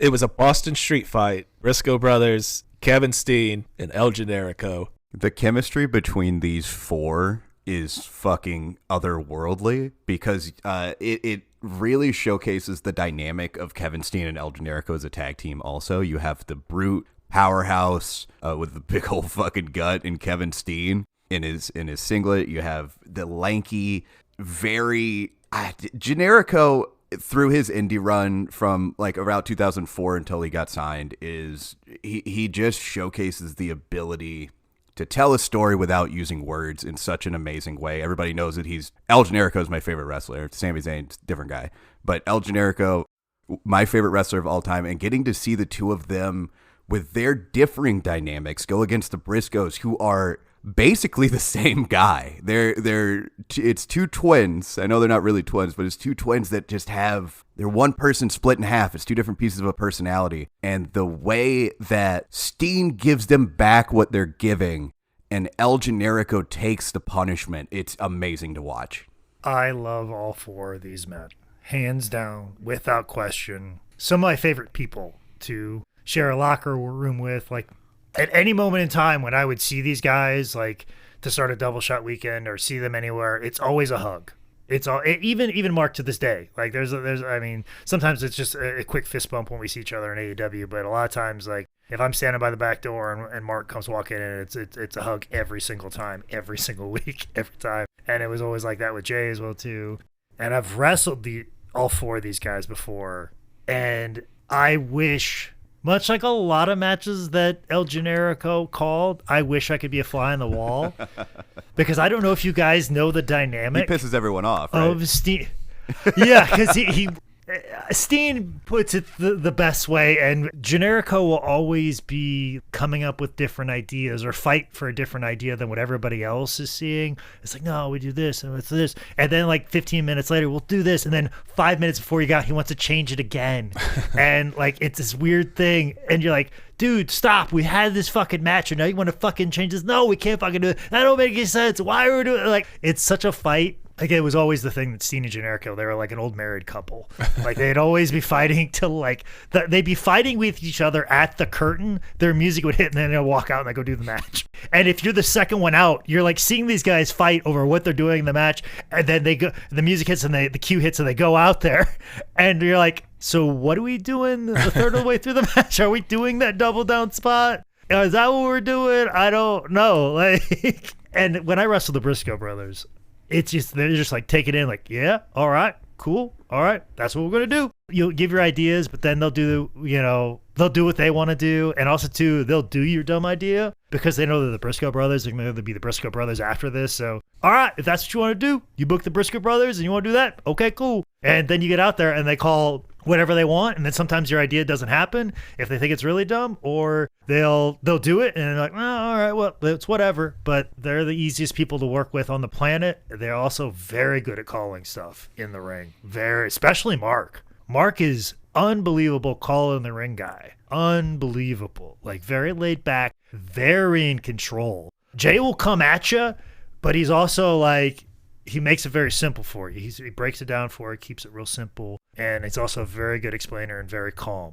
So to have somebody changing things every 5 minutes right before you go out there and see these two tag partners fight with each other before you go fight them, I think even the Briscoes have even said it multiple times, like they love their matches, but man, is it an experience just putting it all together. But as Steen said multiple times, some of the changes he makes, they're correct. Like he's 100% right that this should have been changed and this should have been this way. And this suggestion he had 5 minutes before you went out there, that was the right thing to do. That's the frustrating part, is that you have to listen to him because he's usually right when he makes that suggestion. He's usually right. And that is ultimately the beauty of him. And that's kind of the thing that you can kind of look back at an experience like that and go, son of a bitch was right, but we had to do a lot of work to get there. And also, too, like, wow, what years was this? Like, in Ring of Honor? 04, 05, like, 06, 07, somewhere in there. Yeah, can you fucking name me anything else that was going on this promotion other than this fucking right here? Like, seriously, like, there's nothing in your head. Like, you can't even name who the champion is, but you know in that era of Ring of Honor, like, this is the shit. And this was also a feud that kind of launched the legitimacy of Cena and El Generico and started that feud, which then led to the Scum thing, which then led to the Carino thing with Cabana, and like that's where I came into running ringside camera at Ring of Honor and being around these guys and Steen and Generico like fighting each other, like turning on each other. But the reason why that worked so well was because they wrestled the Briscoe brothers and they had become legitimate. It really rounded some rough edges on them. Yes, it did. And people bought it. So that way when Steen turned on El Generico, it meant so much. And then people felt a certain way. And then that carried for an entire year. And I was running ringside camera for all of that. I was like on the floor when that shit was fucking happening. And it was magical and beautiful. And to know that it came out, I had just missed like their whole feud with the Briscoes and Steen and Generico. I think the turn had just kind of happened. Steen and Generico, like, were seen as the fucking guys. And then also, too, like, Jay Briscoe was the guy that got strung up, and Jimmy Jacobs cut that promo in the white suit, which led to the Age of the Fall, which literal... Thank you, Seth Rollins. Let's launch Seth Rollins, which literal Jay Briscoe DNA launched the Age of the Fall, which was a big part of Ring of Honor as well, too. So there's... When you talk about the Briscoes, Steen and Generico, a lot of the best shit, that tag feud was the nexus for all these other things that you know about Ring of Honor. The same way that Danielson is putting on amazing fucking singles matches, the Briscoes are putting on tag matches that, this is 06, 07, we'll say. the fucking bullshit that's going on in WWE at the time in the tag division. TNA's better, but like this is like their Fox Sports Net about to transition over to Spike TV. TNA could never get out of its way. It would have great talent and great matches in spite of itself. But Ring of Honor was the best heart of wrestling that was going on in America at the time. And you can go back and pick and choose and just pick a match on YouTube, put it on while you're fucking doing the dishes, and just try to feel what everybody's feeling at that time. Here's the thing that Ring of Honor had that TNA never could do, and I get why they didn't do it, is the idea of, well, we have to book someone like Kevin Nash because he has market recognizability. We have to book a Scott Steiner. We have to book a Booker T. We have to get somebody like a Kurt Angle. Like, we have to get somebody that the general common wrestling audience will know who they are, so we get them to watch our television product. When you're Ring of Honor and you're selling DVDs and your only thought process is we want the $25 to $30 or the money on the iPay-per-views, we want people to buy this, say this is the best wrestling ever, and then come back next month and buy this again. Maybe even buy a ticket and then buy some of the merch. Like, that's kind of the cyclical thing that we want. We're not worried about, how do we resonate with the non-wrestling fan? How do we steal viewers from WWE? We have to get people that are former WWE to steal some of those people, make it seem legitimate towards sponsors, all these other things. When you're Ring of Honor, you're just worried about putting on awesome fucking matches, which is the weird thing and the amazing thing about AEW. There is a little bit of that in it, and the guy who's putting it all together, that's solely what he's thinking about. So you can critique him as much as you want, but he's giving you something that's equally as important as what Ring of Honor was here for the true hardcore wrestling fan. And now we are in the midst of this great experiment. Can that be a profitable fucking business? He was here. He was at these Ring of Honor shows. He felt it. Yeah, he was one of those people that he's got an exorbitant amount of money and could be doing anything in the world right now, but he's feeling this and he wants this and wants to take this in. He lives and dies by this. And I think that is the beauty of AEW, and that is why it is important. I'm in a lot of Zoom calls and meetings, and they don't understand that. They don't get that. They came from a place where it was the soul of wrestling was bought and sold piece by piece and sponsored off, and JVC kaboom boxed it fucking way to a corporate fucking business where, like, the art form of itself, can you get people interested in it at that level and feel some fucking passion towards something? And in a world where it's just content and it's noise and nobody feels anything, and we all become just disconnected from each other and disillusioned with this fucking world, not knowing if anything is fucking real or not. Well, you know what is goddamn fucking real? How you feel about a fucking pro wrestling show that kicks fucking ass. Everything is AI'd to fucking death. Every fucking thing. But goddamn it, when you turn on AEW, that's fucking heart, man. And that's what Ring of Honor was able to do, where unfortunately TNA was trying to figure out a way to be a business, which is also a fucking problem at AEW. So we'll see how it all goes, folks. Use this as a time capsule. Hopefully we open up in 10 years from now, and I'm still around to tell the story. Man, it's crazy. All Japan bought WWE, isn't it? Isn't that crazy? All right, next defining feud for Jay and Ring of Honor, Jay versus Mark. We kind of touched on it a little bit. All these matches are brutal, and it's something Jake has talked about. When you know that other person so well, you kind of know not only what they're going to do in the ring sort of subconsciously, but you know what their limits are, and they know what your limits are as far as like physicality. And when you have that sort of mixture, it just leads to like good in-ring work. Yeah, and a hot porn scene too. Like, when you know people's limits, and you know your nose and your cans and how far you can push them. Like, yeah, same thing. That's why I only watch amateur stuff. Pro wrestling, I mean. And then the last one I wanted to touch on, Kings of Wrestling versus the Briscoes. This, in probably about 2011, the Kings of Wrestling were pristine in such an interesting way. Chris Hero, he was in really good shape, which is, good for your body. Bigger guys, regardless, if you're going to be doing a lot of stuff, it's going to take a toll on your knees, your back, your whole body. But Kings of Wrestling, 2010, 2011, I would say peak time for both men, but I don't think Claudio's aged in 20 years. That he's just a fucking genetic freak. Holla if you hear me.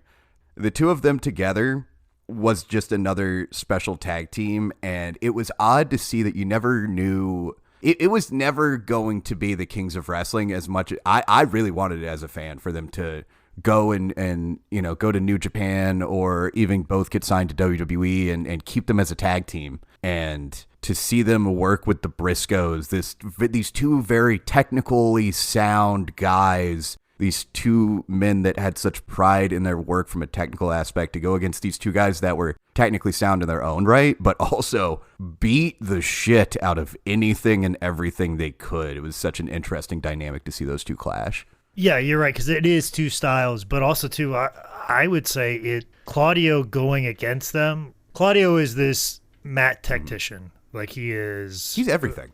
Unbelievable. Unbelievable post, unbelievable footwork, unbelievable timing, can pull everything off strength-wise. And it's almost robotic, and you could almost be like, oh, it's so flawless, and you don't think anything of it. But when you push Claudio in an emotional way and take it to a level that Jay would do with people in the ring, like in a very high-pressure situation, like I think of, the Manhattan Center, where the crowd feels like they're on top of you. A pay-per-view match, big deal. There's been promotion, there's been promos cut, and you guys are doing all the technical stuff in the beginning, yeah, sure, but then it gets down, match kind of breaks down to kind of a fight, and you're in that vibe, and you're sweating, and you're going, and Jay's just like, come on, motherfucker! The thing is, though, Claudio will come back with the aggression. You can pull that out of him, and you can see kind of the rage inside of him. Because he is a polite individual, and I feel like he keeps that a lot under the surface, and even when he's kind of upset, it doesn't come off as rage or anger or anything. He's very polite and very reserved that way. But if you are standing there and fucking baiting him in that situation, you can see that. So I feel like the Briscoes could pull something out of Claudio that I don't think the wrestling world had seen yet. I think we kind of see it now a couple of times in AEW, especially just standing next to John Moxley. That shit'll come out of you at some point in time. But there's a thing that you can pull out of Claudio and see that anger inside of him. And when you see somebody who's so robotic get like that, it'd be like Ivan Drago all of a sudden fighting like Rocky. It becomes like a scary fucking thing. And I've been ringside for some of that, and it's amazing. I've also been ringside when they had Kings of Wrestling with old Shane Hagedorn in the corner with the Kings of Wrestling in a 6-man tag versus the Briscoes and Papa fucking Briscoe. And for Papa Briscoe to be like, yeah, sure, I'll figure this shit. I'll do this wrestling goddamn shit, whatever. and then also too, like Hagedorn, who'd gone through the Ring of Honor school, and you're just like, yeah, Papa Briscoe's probably gonna legit fucking hit you. You just gotta fucking take it, man. Sorry, like that's just for wrestling, man. Like, that's kind of what it is. But also too, there's this thing of like, there's this wonderful story that a hero told one time about how Claudio was in there with Papa Briscoe, and there was where he deadlifts a guy up in like a gut wrench suplex situation, and he could do it to anybody. But a man who's worked on a farm for decades, probably done some construction work, carried bricks, shingles, hands, and have a core strength of just carrying just heavy fucking things on a fucking farm his entire life, and have just like this weird center of gravity. Claudio went to deadlift Papa Briscoe, almost fucking couldn't. There's this weird thing that he just like, whoop, can't really do this on this man because he is a piece of fucking iron. I mean, it's pretty amazing to see that. I think having Papa Briscoe being involved, and I think that's also kind of a different iteration of the Briscoes, where they kind of realize like, yeah, we know we're from the country, and that's kind of odd, and that's how we make our money. But that kind of they think they realize like that could be marketable. Outside of us just being badasses and love wrestling, the fact that we're country, people don't see this level of countrydom. Bringing in their friend Jethro, or like, let's bring some really country guy in to do some silly stuff. We'll still kick your ass, but like we'll make it a little softer, a little bit funnier. We'll make it like an episode of Beverly Hillbillies till it ain't, like hee haw.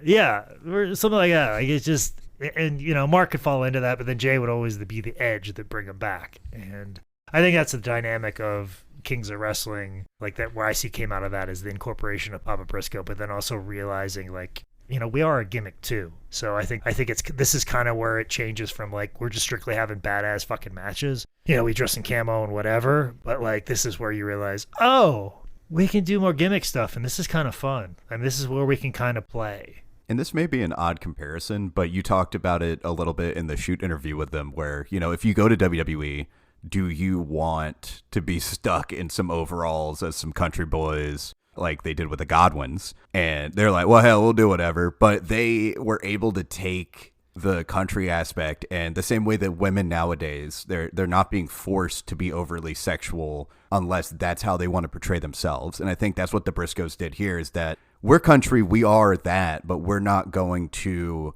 play a caricature of that. We're going to take it, own it, make it our own, and present it in a way that we feel comfortable, that we like, that we're proud of. Yeah, like if you're gonna put us in overalls, can they be camo? Yep. Goddamn, buy me some Carhartts. Or can they?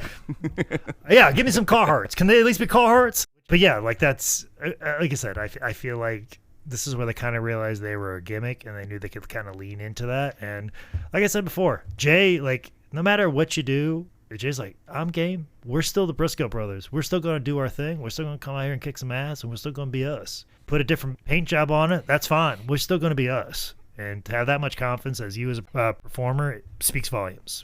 Now, just a few bullet points to run through, so we're not leaving big details out. The Briscoes won the Ring of Honor Tag Championship for the first time November 1st, 03 at Ring of Honor Main Event Spectacles, defeating Special K, who were like just a fucking Hill staple. That's going to be the first of 13 tag runs. Then there was this weird thing in 04, like at the peak of their momentum, the Briscoes had to step away from wrestling altogether. It was about an 18-month hiatus after Mark Briscoe had a motorcycle accident. And just out of straight-up solidarity, Jay didn't wrestle without his brother.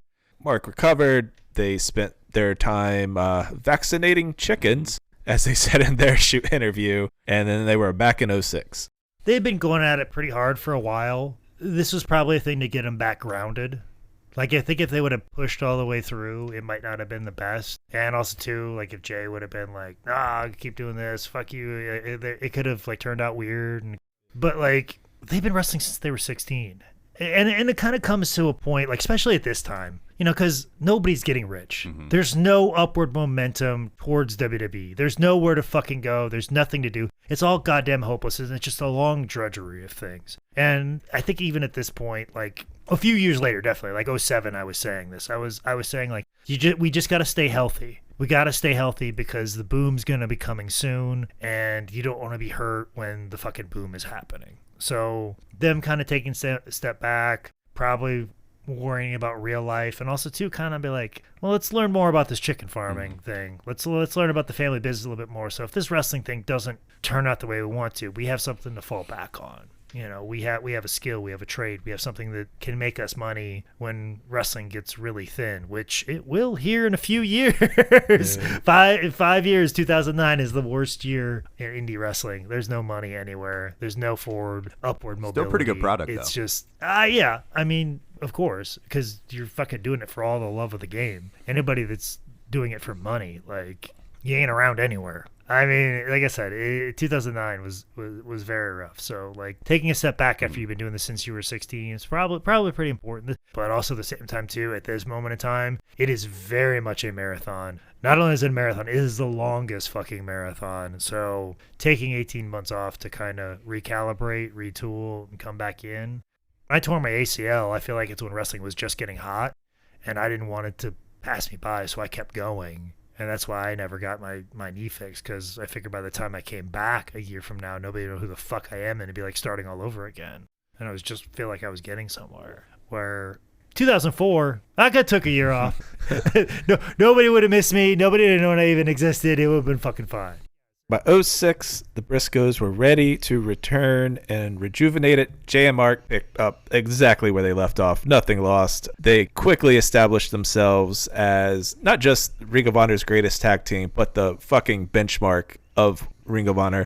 This is the iconic run where they go through all the feuds we just talked about. They're snatching up tag belts. They're also legitimizing up-and-coming teams like the All Night Express. I remember like they just kind of threw Kenny King and Rhett Titus together, and they weren't shit till they fucking wrestled the Briscoes. And once they wrestled them, like they had no other teams to go against. It was like, you know, what do you do with them? You know what I'm saying? Like, it seemed like Ring of Honor needed the Briscoes at this time a lot more than the Briscoes needed Ring of Honor. Not that there was a lot of other places to go, but maybe this is when they were starting. If we're talking like 2011, it's when they're starting to get looks from WWE a little bit, and indie wrestling's changing. But the Briscoes were such a mainstay and such a fucking screw holding the top of the card together in Ring of Honor as you have people starting to split off and leave. Yeah, and like I said, and like that was about the time I was wrestling with Grizzly. Like we wrestled in South Carolina against the Briscoes, and we were like the top tag team. But obviously, so you don't want us to like lose to the Briscoes. But I'm not beating the fucking Briscoes. Fuck no. So it was in South Carolina where there's a commission state, and everybody knows it's a commission state. So my idea was we wrestle this match. We're going at it. We're battling. We're getting close. And then all of a sudden, like I hit something on fucking Jay or Mark. I go for a pin, but I got cut and I'm bleeding. And it's the littlest fucking scratch. But in South Carolina, you have to end the match immediately once you see blood. That's the fucking rule. So the referee calls for the fucking bell as soon as he sees it and doesn't count the pin. That's good. To which I'm like, what the fuck? What's this? And then it sets up for another fucking match. But Jay's promo after was what made it. He goes, y'all think you can fucking take us? You had a little fucking scratch on your head. Next time I'll fucking bust your whole head open. You're like, he cut a promo for the next fucking match. You know what I'm saying? And when I told him that idea, like, it's kind of dumb and it's kind of fucking silly. But he's like, all right, cool. And we went out there and did it. No notes given. They were such great fucking dudes. But also, too, at this time, much like your point, those places needed them more than needed that place. Also, too, like they're kind of part of Ring of Honor. Ring of Honor is taking their merch money, so there's that. Yeah, weird this is right around there. Ring of Honor is trying to be exclusive, but they don't have enough money to pay anybody. The Young Bucks went into this in their book, and they started breaking down some of the money shit. Like between TNA and Ring of Honor, it's kind of funny. They went to TNA, and they're not getting paid much more than they were getting paid in Ring of Honor. And it's like, I want to say like $150 to $200 per person. Not to say that's what the Briscoes were getting paid, but like it wasn't much at the time. And they have exclusive deals for, you know, HDNet, Mark Cuban shit. And it's still just not, the money's not working. Yeah. And like I said, so like this is like a weird time where these things are happening with them. But it's obviously, it's just before the boom. This is just before the boom. But yeah, like I have a lot of fond memories of them roughly about, you know, like during this time where things are really starting to pop off for them. And it's kind of an uptick where it's like, while I was wrestling them, I'm thinking, you guys should be in WWE. You guys should be the biggest stars in the fucking world because you guys get it. You guys are transcending the fact that there's only 120 people at this CrossFit gym that we're running the show in. You guys are such pros. You're taking such good care of us, but I guarantee it looks like you're murdering me right now. They were so fucking spot on and so fucking good. I mean, they're the best, top 3, one of the best tag teams I've ever been in the ring with, and I've been in the ring with Rock and Roll Express. That's how fucking good they are. Like, I've wrestled Rock and Roll Express before where they're just playing the fucking hits, and the Briscoe brothers are of that fucking level at this fucking time. Jay and Mark inevitably drew the interest of the bigger promotions in the United States, and they had a WWE developmental tryout in 2009 at Florida Championship Wrestling. No offers from AEW. Explain that. Because Tony Khan was running his own backyard promotion. Their WWE opportunity never materialized into a contract. According to Jay, WWE's talent scouts, led by John Laurinaitis at the time, felt that the Briscoes were not cosmetically pleasing enough to be on TV, despite their very obvious talent. And that leads to the cosmetically pleasing promos, which is so raw, it's so real, and it's very, very, very good. And it's nothing to lose. The fucking place where I've always dreamed of Russell said this about me, well then, fuck you. And that's much in the same sense of Stone Cold Steve Austin being fired by WCW and just cutting promos in ECW. Cosmetically pleasing is of that level. And it took a while for us to kind of look back upon it in that manner, because it was like, oh, this is a promo that was just cut on the indies and it's whatever. Well, as we start to realize how indie ECW was and how more legitimate Ring of Honor was than some points in ECW, you could start looking back at stuff like Cosmetically Pleasing promo as up there with the level of Steve Austin being fired from WCW and given a platform to share how he feels. No disrespect to anybody that was in Ring of Honor at the time, but it didn't seem like anybody else could grab the realness and transfer it into a promo the way that Jay could. When they rolled a camera on that farm, it was always magic. Because they're taking a break from shoveling chicken shit, and they're like, all right, let me do my side job real quick. Jay was so like on fire during this promo that all Mark could do was just like, yeah. Because he like knew. He didn't even like really try to like jump in there because Jay was just bam, bam, bam. Yeah, because Mark tried to hop in and say something about how they're trying to make money and he's still paying down the shit that happened WrestleMania weekend last year. Detroit. I don't know what the injury was, but apparently he had an injury and he's still paying the money on it. And then Jay hears me, he's like, all right, now back to what we were talking about. Well, despite not being so cosmetically pleasing, Jay would reach arguably his highest moment of his entire career in 2013, April 5th at Ring of Honor's Super Card of Honor 7.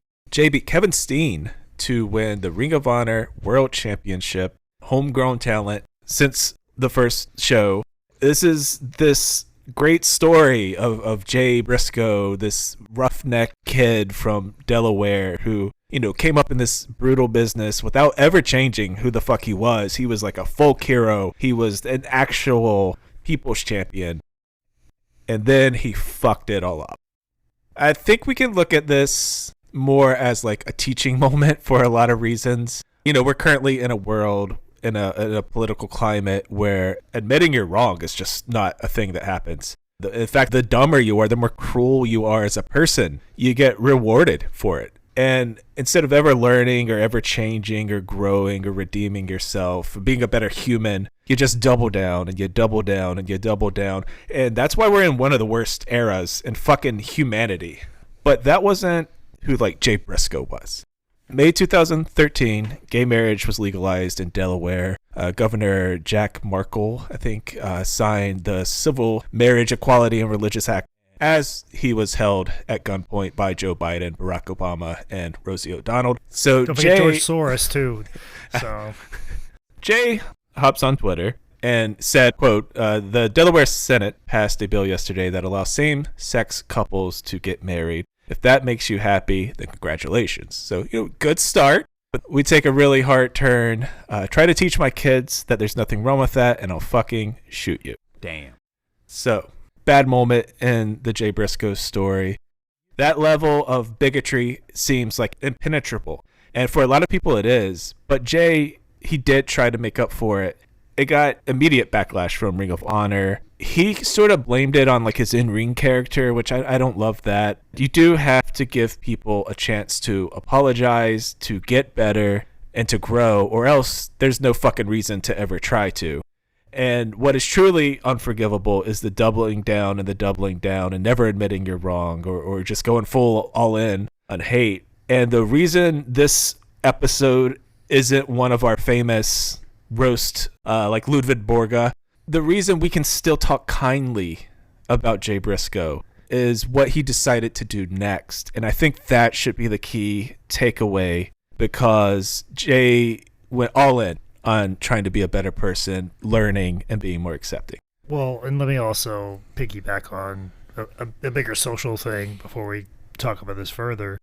Another thing that's equally as bad as the doubling down, the unforgiving of anybody doing anything wrong, is what's caused people to double down. Like, oh, you think I'm an asshole? Then guess what? I'm going to be an asshole. Because I remember when this happened. Like, I saw this in real time. Like, I heard somebody say, did you hear what Jay Briscoe tweeted? Like, I got onto Twitter and saw it. I was in the moment while this was happening. Now, I will admit, when we knew we were going to do this episode, I was like, does anybody have that tweet? Reading it now again, and I was like, ooh, I don't remember it being this rough. But I remember reading it back then, and I remember it being very, not taking it as harshly as people thought, because I knew who the man who was sending this. And also, too, when you only had 150 characters to eloquently put what you're trying to put out in the world, and you're a very direct country person, sometimes you probably should kind of think about some of the words you're saying.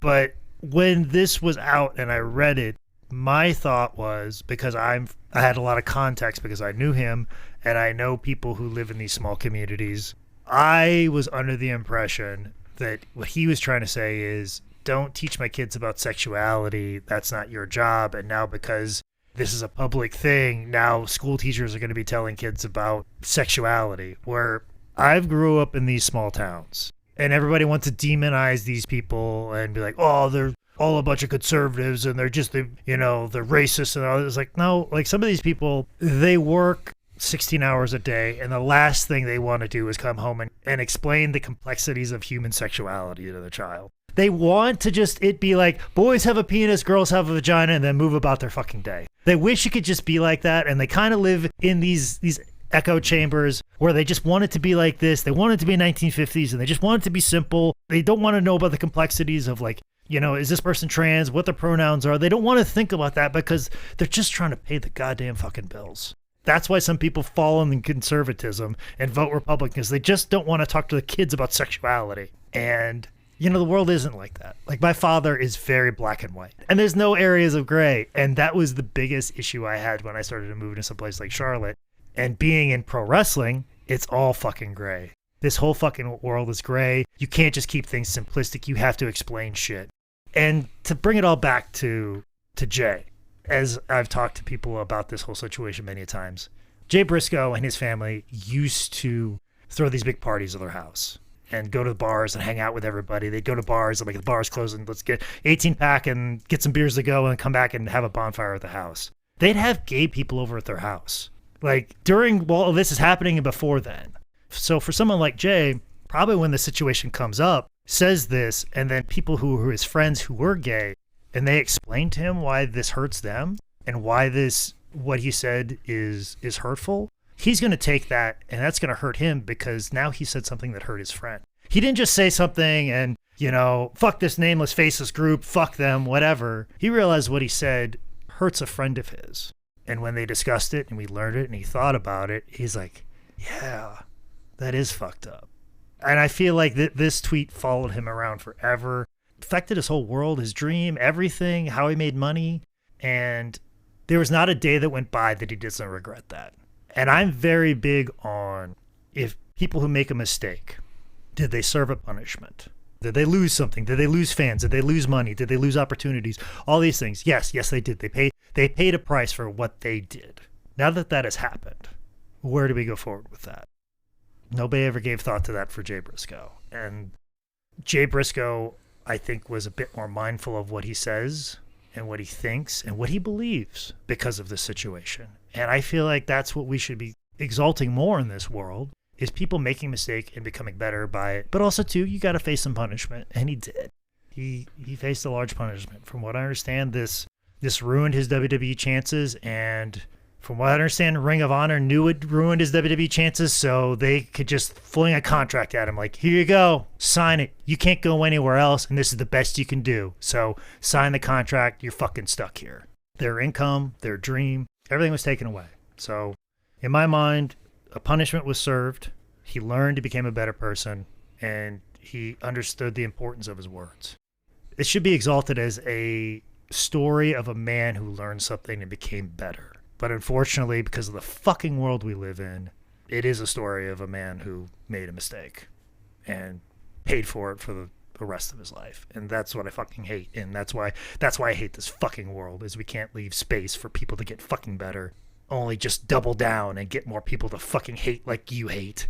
And let's just keep fucking marching in two different directions until we push a button on a nuclear fucking bomb. This whole thing is a big, swirling, complex mess of a lot of things. It is kind of a microcosm of a lot of things that we have going on in the U.S. and society in general, and like an early precursor to what's coming in the next 3 to 4 years on a big social aspect. I don't know exactly what Jay meant. I don't think anybody can know for sure. Out of anybody that would know exactly what was going on, I think Mark would be the only person we could ask, and I don't think that's appropriate, or I don't think it would do any good to even know if he wanted to give an answer. But Jay apologized for this a few times, and there's an excerpt from a podcast that he was on.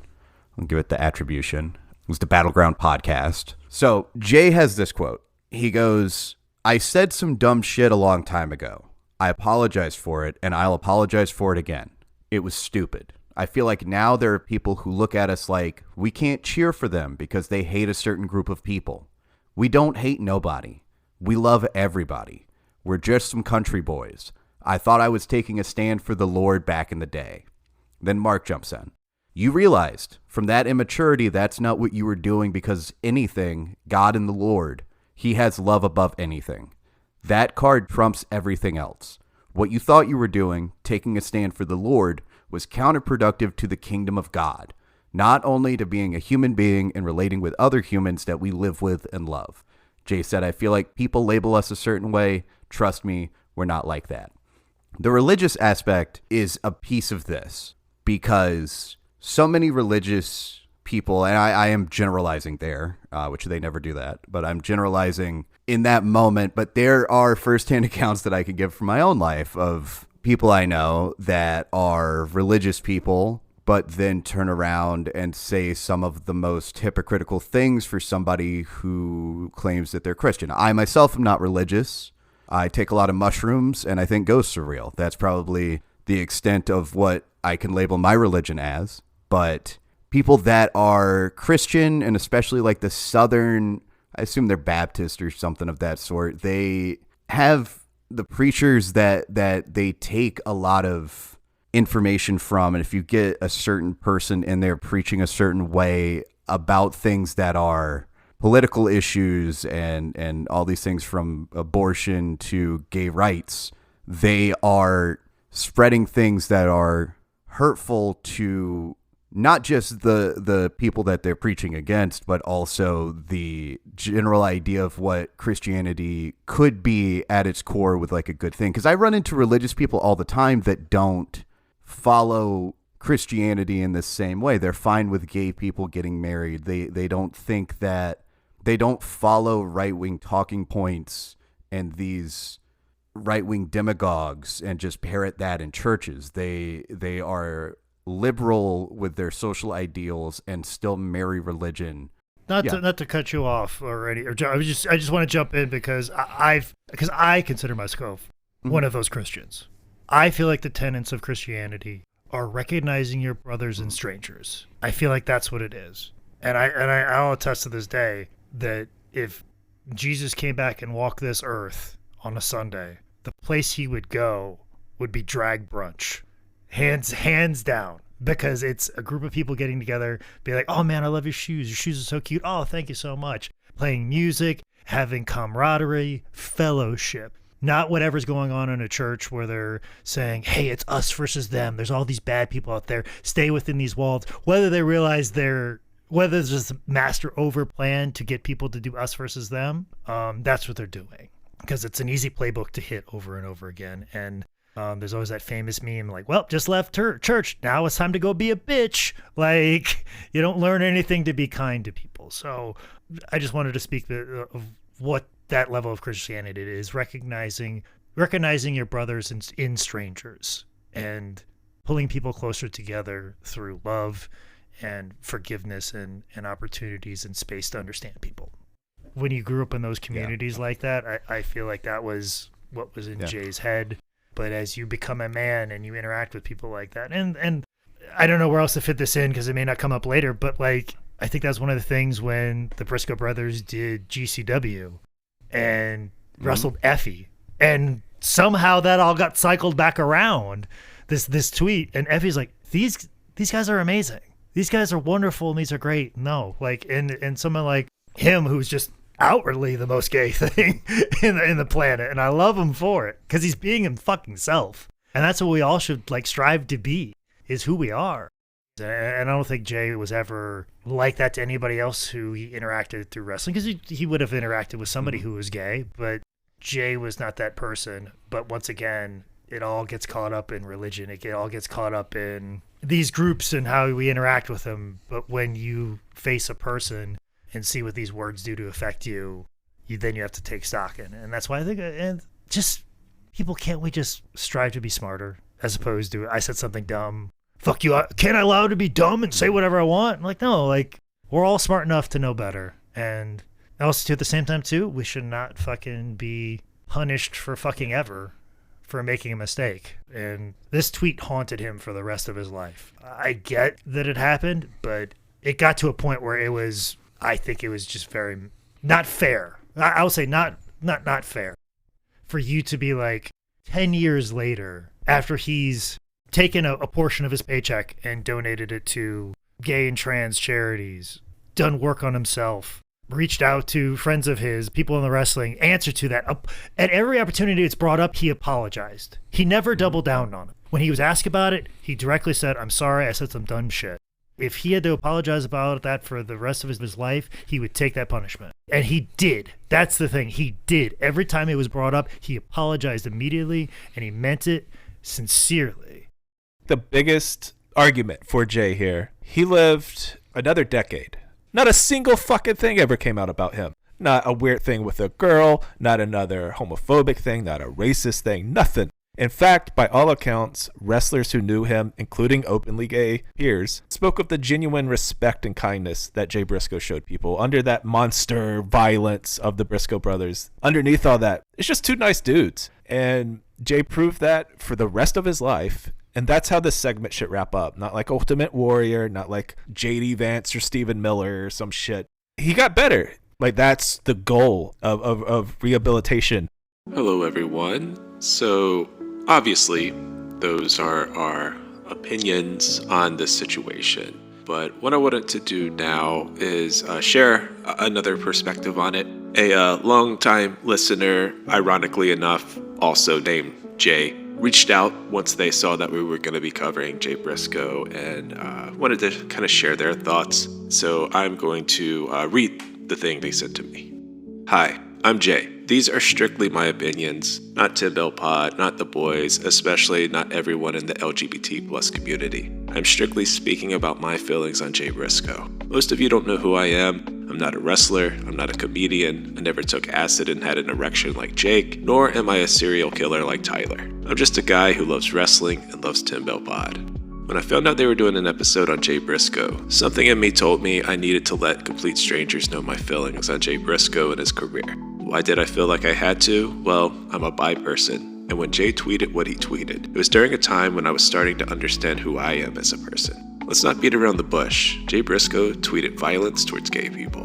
People who just wanted to love someone who just happened to be the same gender as them. That hurt me deeply. You guys can understand this. Remember when Hulk Hogan turned out to be a racist? Remember when the Ultimate Warrior turned out to be a homophobic, right-wing nutjob? Or how all those wrestlers got called out for being abusive sexual predators? How it hurts to see people you looked up to turn out to be scumbags. That was the feeling I got when Jay Briscoe tweeted what he tweeted. That he saw people like me as a threat to his children. That he would shoot us. This is one of the first guys on the indies that I was a fan of, saying this, and it hurt. I couldn't forget and forgive Jay for years. It didn't matter how good his matches were. In the back of my mind, for years, it was, you hate people just for wanting to love each other. To his credit, he apologized days later, seeing the hurt he caused. I like to think Kerry Silken, from what I heard, an openly gay man, had a long talk with him. But for a while, I couldn't forgive him. A lot of people couldn't. We felt like he needed to do more. Once in a while, I'd tune in on Briscoe matches, but I couldn't get that tweet out of my head. Then something happened. ROH was nearing their hiatus, the Briscoe brothers started working indie dates, and Effie and his partner were working a match with the Briscoes. This piqued my interest because Effie is an openly gay wrestler, and he especially brought up Jay Briscoe in a promo. Effie is one of the torchbearers for LGBT plus wrestlers, and he was working him in a match. Then they started getting indie bookings with places like GCW, and say what you will about GCW, but they are a safe space for gay fans and wrestlers. They started having these great trilogies with FTR, two men who are very vocal supporters of LGBTQ plus kids. And once again, I became a massive fan of the Briscoes because I felt like they grew up and changed their ways. I was beyond fortunate enough to see the second match of their trilogy, and it was amazing. I was finally okay to enjoy the Briscoe brothers again, and I was a fan all over again. Then Jay died, as soon as I began loving them again. And all the fond memories of him and Mark during my edgy teen years as an indie Mark came back, and he died in a horrible accident that took the life of the driver and nearly took the lives of his daughters. A part of my childhood had died. A key player in my fandom had died. Someone who was an example of change that gave me hope that one day people in my life could change died. A father, a brother, a son, an uncle, a friend, and a legend had died. What also reinforced my beliefs that Jay had changed for the better was when everyone who knew him said he changed. Several LGBTQ+ wrestlers and wrestling figures said he changed and welcomed them with open arms. How he and Mark would ask Ian Riccoboni on terms they didn't understand so they wouldn't offend people. They changed and they didn't make a big spectacle about it, which is the key thing to me. I'm not asking everyone who is still hurt and offended by Jay Briscoe's words to forgive him, because you truly have the right to not forgive him. I'm merely speaking on my feelings on Jay Briscoe. I will say this, whether you forgive someone or not who turned their backs on you or your lifestyle, especially if that person was someone you loved and cared about, just remember there is a sliver of hope that they can change and grow from their bigotry. Because at the end of the day, isn't that one of the goals of the community? For people to change and not be bigots.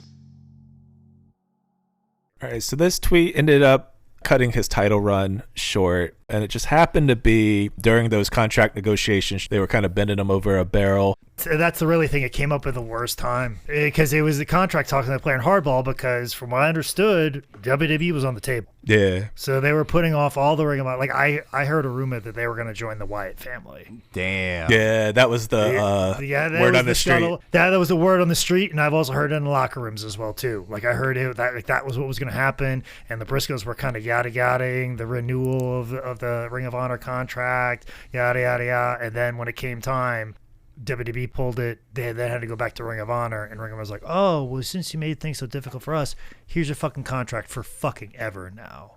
But you know what? Those boys took it, and they made the best they could with it.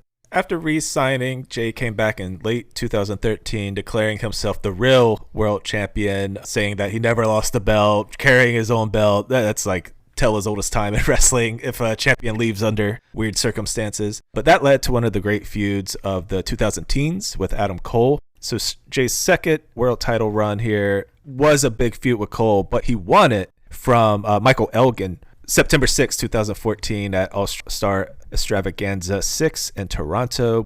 All that build-up led to Jay Briscoe, Adam Cole, Final Battle 2014.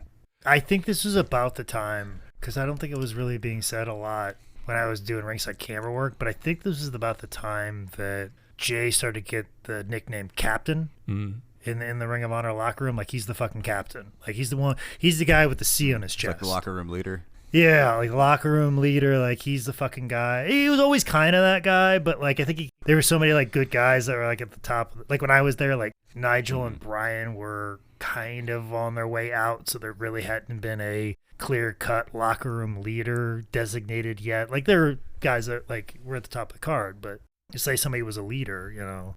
Like when I was doing ringside camera work, Jay Briscoe was more worried about how he's gonna watch the Oakland Raiders on his phone. So much, in fact, he paid some convention center on the Illinois side of St. Louis like $50 for a Wi-Fi fee so he could watch the NFL Network on his phone because he loved the Oakland Raiders so much. He wasn't worried about running a locker room at the time. He was worried about seeing Rich Gannon play quarterback. But at this time that we're discussing now, he was the captain, man. He was worried about what everybody's doing, how everybody's like, he was running shit. It's basically your HR without being HR. You're just like making sure shit's running smoothly, everybody's okay, there's no beefs.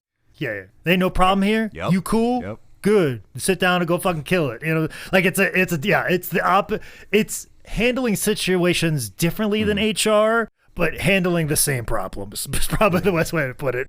So after dropping the belt, Jay just refocused on tagging with Mark as cornerstones of the tag division. Now we're seeing a little bit of that new school come in, and the Briscoes are there to nourish it, to put it over, to make it credible. It's also getting hot again. You know, this is where you're starting to get the Bullet Club, and the like Bullet Club shirts are selling in Ring of Honor. I mean, you got Kenny Omega, the Young Bucks. Like this is like another renaissance of Ring of Honor, and the Briscoes are of the old guard. So obviously, like you got to go through the fucking Briscoes if you want to prove that you're the fucking top dogs here. So just perfect timing, and there's a lot of eyeballs on this, and this is where the germ of AEW is kind of percolating.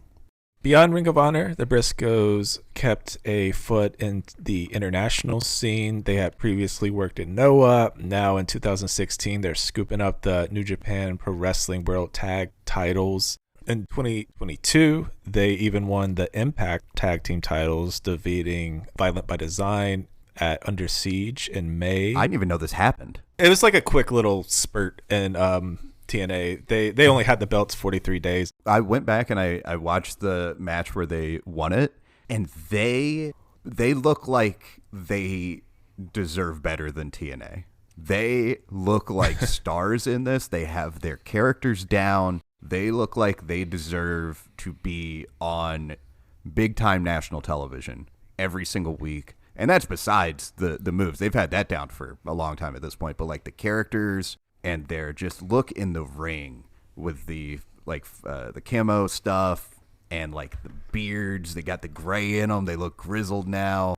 They just look fantastic. And also too, like it kind of probably helped that they're a little bit older. So they're like, yeah, some of this shit still kind of hurts a little more than it should. Why don't we do a little bit of this? Why don't we remind everybody we call Mark Chicken, you know, let's do add a little more fun. Add a little, we do a little bit of this, and we don't have to take as many bumps this way, you know. And they like, hey, we can kind of do this, and that's where you really learn how to work and connect with an audience. Is when this shit just starts to hurt way too much. Like I remember them at this time, and they're just kind of bouncing around. They're doing all kinds of weird stuff, and it's just like you're right, Nick. Like every time they appeared somewhere, it's like they gave that credibility. Like when they went in the Crockett Cup in 2022, they did more for that tournament than what that tournament did for them. Yeah, like it was cool and all that. You can say the Briscoe brothers won the Crockett Cup with the lineage of like the Crockett Cup, but at the end of the day, the only reason that thing's fucking worth a damn today in this present day is because of the fucking Briscoe brothers. And sure is the same way with the Impact titles and everything else. Instant credibility. Backpedaling just a bit to 2019 and the formation of All Elite Wrestling. From day one on, the rumor mill always had the Briscoe brothers in it, as they were scooping up every ROH, every big indie, Japanese stars, former WWE stars. You just knew at some point the Briscoe brothers were going to get vacuumed up. However, Warner Media, and listen, Warner Media, if you're listening to this, I will executive. And I will defend you. I will protect you because I still need a job. All right, I am an employee of AEW. I'm an agent. I will protect my CEO overlord. Okay, like I will protect my CEO overlord. He kept the Briscoes off of AEW broadcasts because of the tweet. Also, he had a little issue with them being redneck characters. This is where Jay really could have doubled down and said, fuck it. And then become into a Turning Point USA guy. And then, like, he really could have doubled down. But no, he stayed with it and was like, no, if I've got to apologize about this shit every single day of my life, I fucking will. He really could have took the easy way out and doubled down and be like, well, this group over here says what I did wasn't so bad. To me, that the fact that he didn't double down like that, it shows to me more than anything the character. That's kind of the weirdest part about all this is he had ran through the cycle at this point. He's on the other side now. Like he had apologized, he had donated money, he had become a better person. So it looked like they were punishing that because it's no longer the tweet now. So Jake, why does Tony Khan hate the LGBT? Oh, shut the fuck up. Fuck you. Fuck you. But I will say Tony Khan did everything in his power. I even heard a crazy thing. He was like trying to scrub Twitter for like ever. Like anything, like I didn't even know that could be done. But apparently, if you're that rich, you find a way to like Men in Black people on social media. Like it just he did just about everything in his absolute fucking power to get the Briscoes on AEW television. And I remember them multiple times showing up to tapings. We have a very diverse locker room in AEW. And seeing people of all walks of life and sexuality and every aspect of who we are, everybody stop what they're fucking doing because the Briscoe brothers are visiting and trying to get a job. Like, everybody, they'll make a difference. Everybody just stop what you fucking do. You're carrying a heavy case, bags, whatever, getting people to sign stuff. Stop fucking everything. Jay Briscoe and Mark Briscoe are here. We got to give them a big goddamn hug. And it's always like, how you doing, boy? Like, it was always just the biggest, the best fucking hello every fucking time. And there's many times where they just sat down and talked, and Tony was trying to find any in he could until there was an in, because technically there's a little promotion that's about ready to go under and disappear that needed an angel to come by and save it. So like the marquee fucking is, Tony... I mean, no, it's the most markish thing ever to own ring. I mean, I'll admit it, because we were talking about trying to buy CZW's library. So, like, so that bit came all the way back around at the end of this podcast. So don't you dare cut that out, because we're trying to buy CZW and we don't have billionaire money. So in 2022, billionaire Ted purchased Ring of Honor and made the Briscoes the absolute centerpieces, as only you fucking can. However, they continue to not be put on AEW nationally televised shows.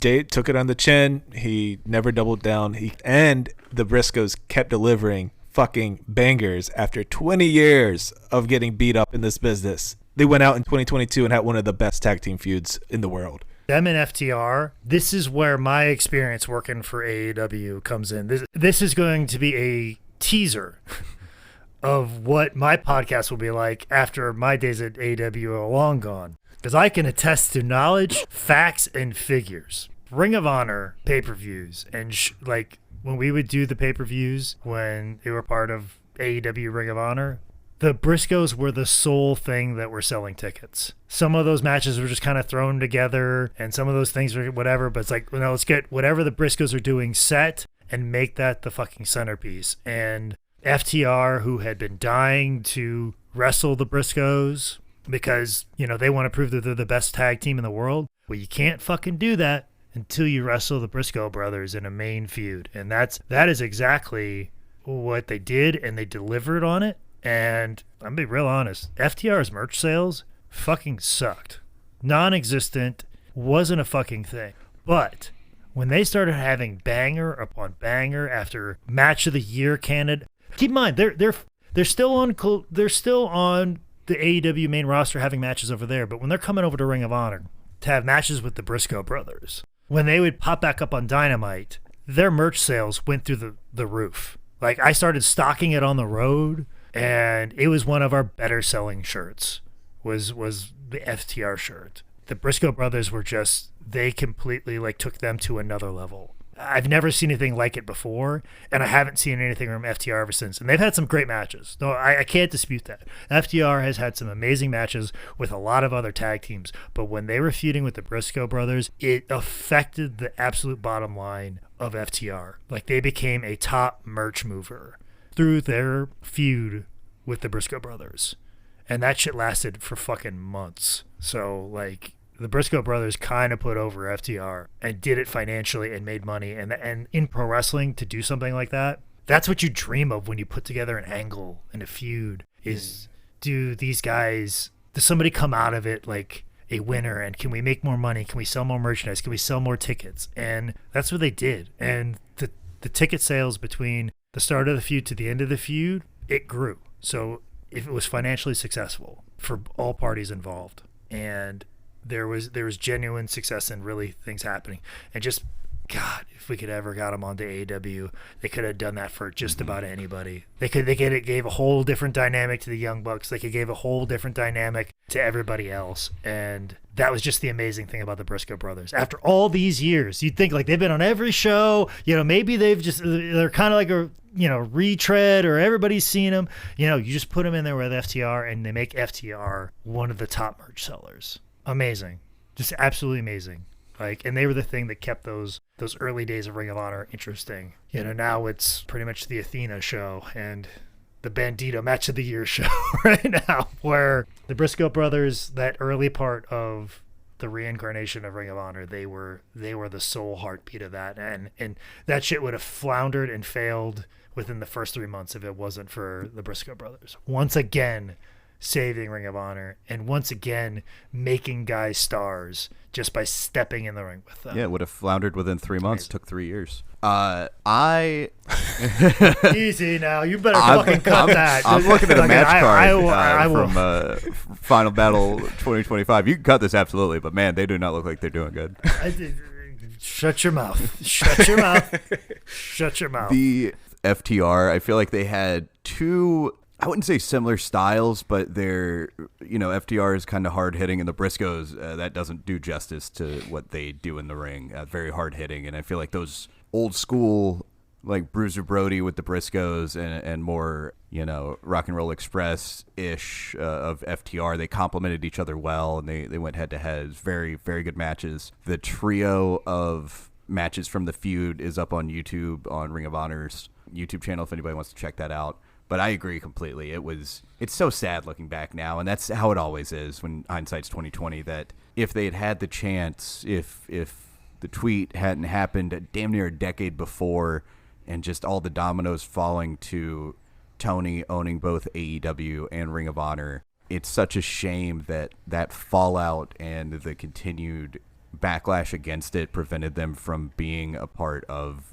I think, the greatest promotion in the U.S. right now, bar none. It's not even an argument when it comes based on in-ring ability and wrestling ability of the roster.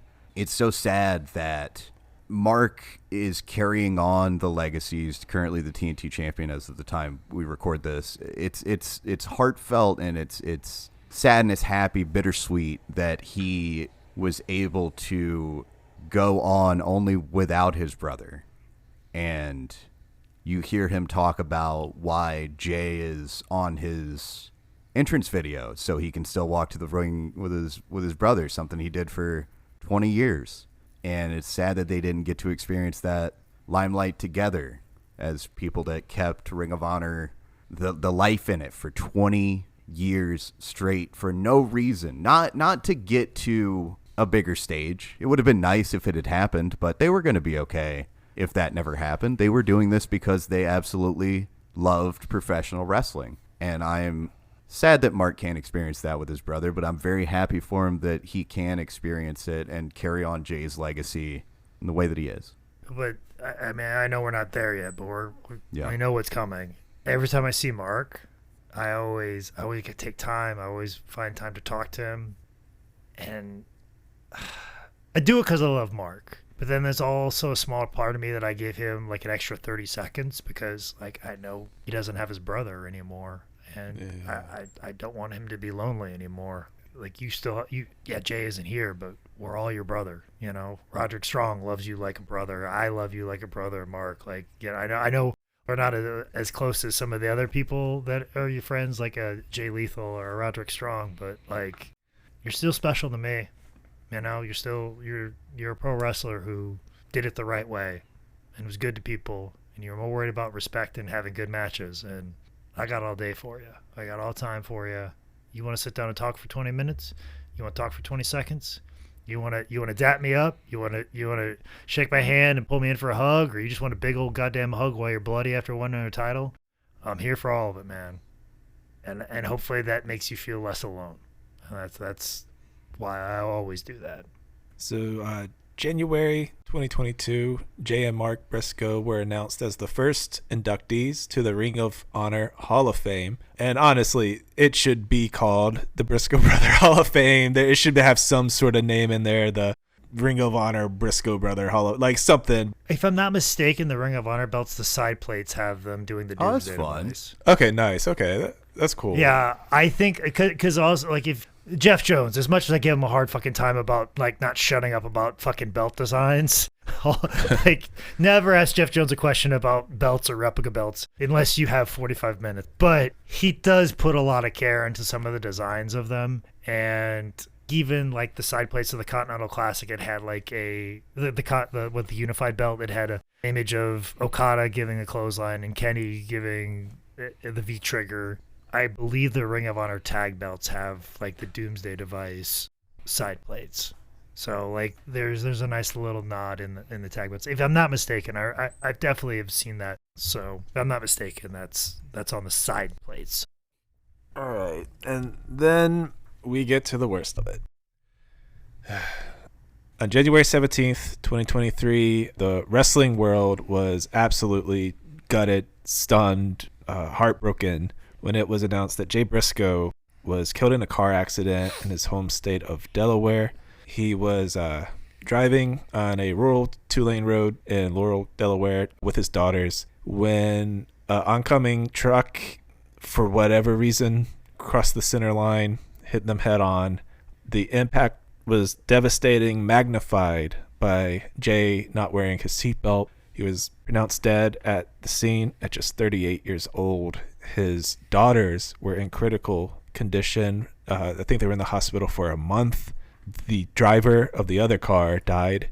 And very similar to Ray, this pops up in your feed and you're just like Googling if it's true, trying to make sense of it. I don't know what I was doing. I must have just zoned out for like a minute because Spencer was like, "Hey, are you okay?" And I just was like out of the fucking world for a second when this happened. And just a quick note, Tony Khan did say that he would help take care of the Pugh family in the aftermath, which is, it's good of him. I remember Sanjay just tweeting a vague thing. I can't believe this happened. Or it was something very vague, like, I can't believe this happened, or this is the worst day ever, or something along those lines of how awful this is. And I was like, what the fuck is Sanjay talking about? And then you find out about it, and you're like, whoa. And I think this was on like a Monday. We're all supposed to be at TV on Tuesday. I was off that week because I wasn't scheduled for that week, but it was in Fresno. I think it was in Fresno, if I'm not mistaken. Everybody had to get on a plane the next day and go film TV. Like, and I almost wish I would have went because it would have been I would have been around people to kind of be around people. Because being home wasn't necessarily the best. Alone? Well, I mean, I was with my wife, but I mean, I was just not around people that get it and who we lost. Like, it just, and then you hear the whole, what happened, and his family was involved, and it's heavy, man. And that loomed over AEW in that locker room for a very long time. Like that stuck with a lot of us. And it's still there in some aspect. Like there are certain things that just kind of hit you. Like everybody's got these, like Jeff Jones made these stickers of Jay with his big gray beard and woolly hair, and like, so every once in a while you walk by a road case and you'll see a picture of Jay Briscoe, and you'll stop every once in a while. Even, here we are years later. Like it's on Chrissy's iPad. Chrissy Myers, she worked with Jay at Ring of Honor. She did the merch there. And then also, too, she lived in Maryland, and sometimes the Briscoe brothers would fly out of DWI, so they would take flights together. When she's got that iPad out, I see that Jay Briscoe sticker, and every once in a while it kind of hit me like, oh, he's not with us anymore. Like there's a thing. And then obviously, as Tyler talked about with like, Mark's entrance video, he still comes out to the ring with his brother. It's interesting how that affects you. And it rocked a lot of people. The funeral was a massive event. They had to hold it at their old high school, and I tuned in for it. Yeah, like it was streamed. The line was around the Mark block. Did a great job giving that eulogy. Yeah. Because he wasn't, I mean, it was sad. He lost his brother. It wasn't that long after it happened, but he's like, what are you guys doing being upset? Why are you sad? Jay wouldn't want this. And he's like lifting everybody up, making jokes. Yeah, that's the captain, man. And Tony Khan Like anybody that wanted to go there, he made arrangements. Also, too, here's why I will always yell at Tyler whenever he says something shitty about Tony. All right? So they all go over to the house afterwards, after the funeral and everything, and they laid him to rest. Tony stayed the whole time. And of course, every indie wrestler that wasn't have a job at that time was politicking for a job, and he was gracious that he did meet with everybody, even though everything was going on. But there was a moment in time where, it's the end. People are leaving, but Tony stayed the whole time. And like Chrissy knows the family, so she was kind of picking up, cups and glasses and stuff that's kind of left out and kind of putting things together. Tony was helping pick up. This is a billionaire. And he's helped picking up the house of the family who just laid to rest their son. And he's just, is there anything I could do? And Chrissy's like, do you want to run a vacuum or something? Like, what's, like, what, like, you don't even know how to work one? Like, I mean, that's who Tony was or is, I should say. It's not like he stopped being that. That's what I think about when I think about why I love AEW. But why I love Jay, here's something that I've never shared before. At the time, me and my wife, we were dating at the time. We weren't married yet. We weren't engaged yet. But we kind of were talking about the idea in December of 2022. We were like, I knew I was going to marry this woman, like from the moment I met her. But, a few years, it was kind of getting serious. I'd moved in with her, and we were like, oh, what would it be like? And then it's like, we were talking about, what if I did get engaged to you? What would that be like? And just talking about it. And then I woke up the next day, and my wife had already sent me a link to the exact engagement ring she wanted. I was like, fuck. Like, I got to buy this thing because I'm kind of thinking about getting married to her. I was like, well, maybe I'll do it in the summer. Go by the bench that we always stop at when we do bike rides in Greenville. Let's hop it out and we'll do it there. But it's like, I better buy this ring now. So I bought the ring at the beginning of 2023. Got money out of my financials and bought the engagement ring, and I had it. And because I didn't want it to, like, okay, now I'm going to do it, and that ring's gone. Because she found something that was pretty affordable and was on a website, so I didn't want it to be out of stock. And she got it in her size, so it was pretty easy. She's great at doing that for me. So I was like, I bought it, I got it, I'm going to hide it now for months. Then this happened, like literally like 10 days after the ring showed up. And I just couldn't help but think about like all the things that, that could have happened for Jay if people just got, were able to forgive him for what happened. All the things that Jay was going to do for people, all the nice things he was going to say, all the handshakes, the hugs, the amazing matches, and everything. He wasn't going to get to do that anymore. And he wasn't going to like hug his kids and love his kids and tell his wife he loved her. Like, he wasn't going to get to do any of that anymore. And like I said, I wasn't at TV, which could have helped. I'm just at home. My wife goes to work, and then I'm home in the house alone. I have nobody to fucking talk to. And that's when I realized that I need to get engaged to her right now because she needs to know that I love her that much. So in the middle of our little Greenville house, in the same spot where we had our first kiss, because I felt like that was the best spot because it was way too cold to talk her into go to the bench that I was going to do it at. I said I was going to do. So I got down on one knee and presented her the ring. And I didn't even mean to do this, but I was wearing a Raiders t-shirt, which was Jay Briscoe's favorite football team. So much, in fact, he named his son Gannon after Rich Gannon. And I got down on one knee and I proposed to my wife because I didn't want anything to happen to me driving to the airport, flying to a town, driving at 1 o'clock at night after a show, and for her not to know that I loved her so much that I wanted to marry her. And it was Jay Briscoe's death that sparked me to do that.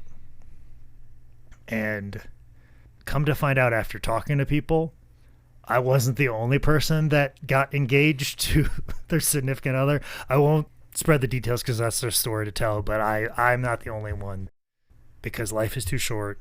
You gotta let people know that you love them and you care for them, and not only that, but how much you love them.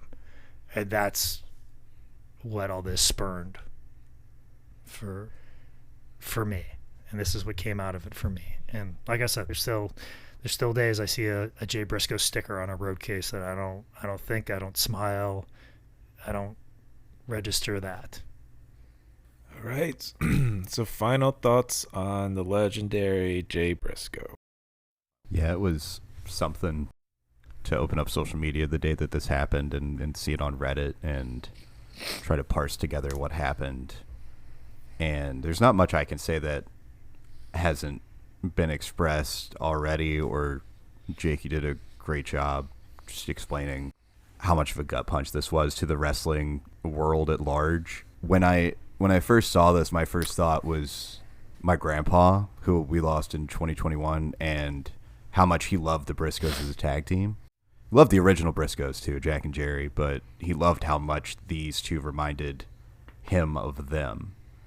And we'd watch old Ring of Honor DVDs together, and I would, be on pins and needles for the main event, Bryan Danielson versus whoever, Austin Aries, what have you, and he's watching for the Briscoes.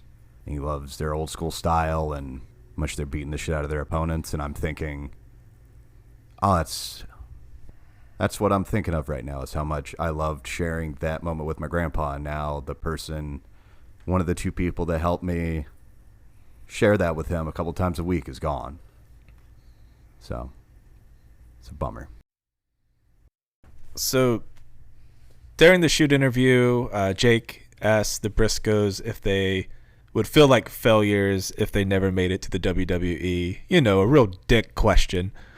But it's a dick question. It's a question I ask myself every fucking day, Nicholas. I'm merely treating him the way I treat myself in my own fucking mind, okay? In that moment, they brought up Bruiser Brody. And if you don't know, he wrestled some like old school 70s matches, I think against Bruno. The legend he'd become, the god cult-like figure he would become, was well after that. And for how huge his legacy was, how fondly he is remembered, what an icon he is. He never wrestled for WWE proper. And I don't know if I could find a better comparison to the Briscoes than Bruiser Brody. Like style-wise, the legend, the myth, the way he single-handedly would bump up a promotion just by being there. Bruiser and the Briscoes is such... I hope that's how they're remembered.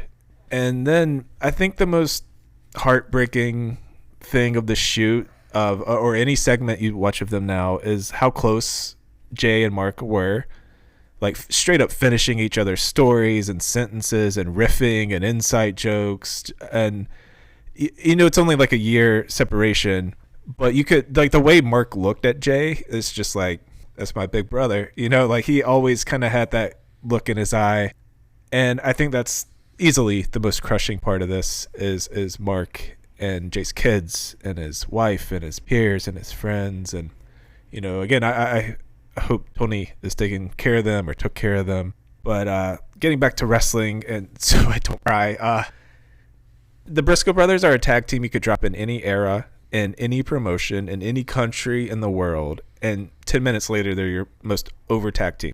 Whatever style you want, whatever match you need, open the show, middle of the show, main event, people are going to leave talking about the Briscoe brothers. And I think that is why they're the greatest tag team ever. Like, if you want high flying, done. You want chain wrestling, Danielson shit, done.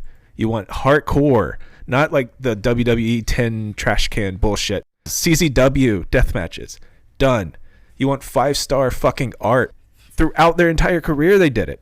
And if you want to just boil down to some Jim Cornette wrestling, can these guys kick someone's ass? Are they believable? Yeah, like they are the perfect pro wrestlers. And there are people we've covered, people still alive today, where, they probably do need that run in WWE or AEW or even WCW from back in the day to like reach that like legend status, to like define their career, not be a what if. WWE is worse for not having the Briscoes. AEW is worse for not having the Briscoes on every fucking TV, pay-per-view, live event. And they didn't need anything. The whole wrestling world, tag, singles, indie, WrestleMania, is not and never will be as good as it could be if the Briscoe brothers were in it. You know, I purposely want to keep this at the end in case, you know, we need to cut it or, you know, for whatever reason. But because it is a touchy subject, but I feel like it is the story that best defines who Jay Briscoe is. But as I start telling it and set up the circumstances, I think you'll see why.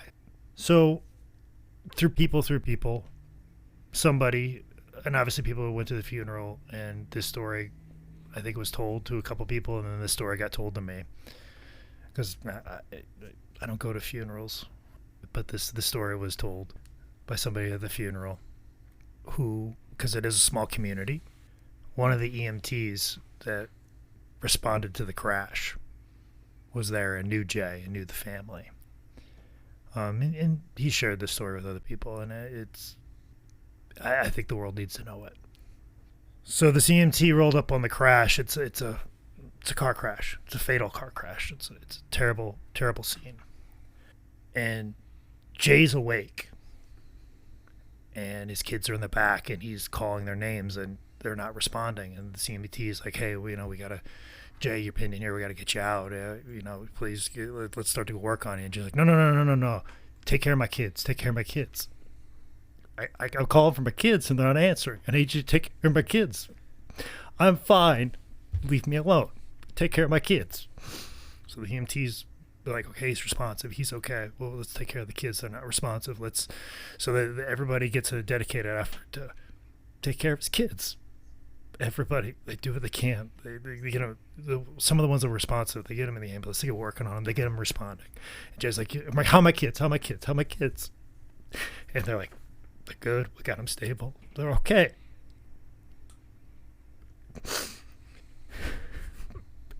The second he heard that, he went. He stopped talking. He was gone. He fought to stay alive until he knew that his kids were okay. That's what he did with the last seconds of his life. So we've talked about how great of a wrestler he is, but he's more of a man than just about anybody that's ever walked this earth. And that's who Jay Briscoe was. And I love him for it. That's all I got.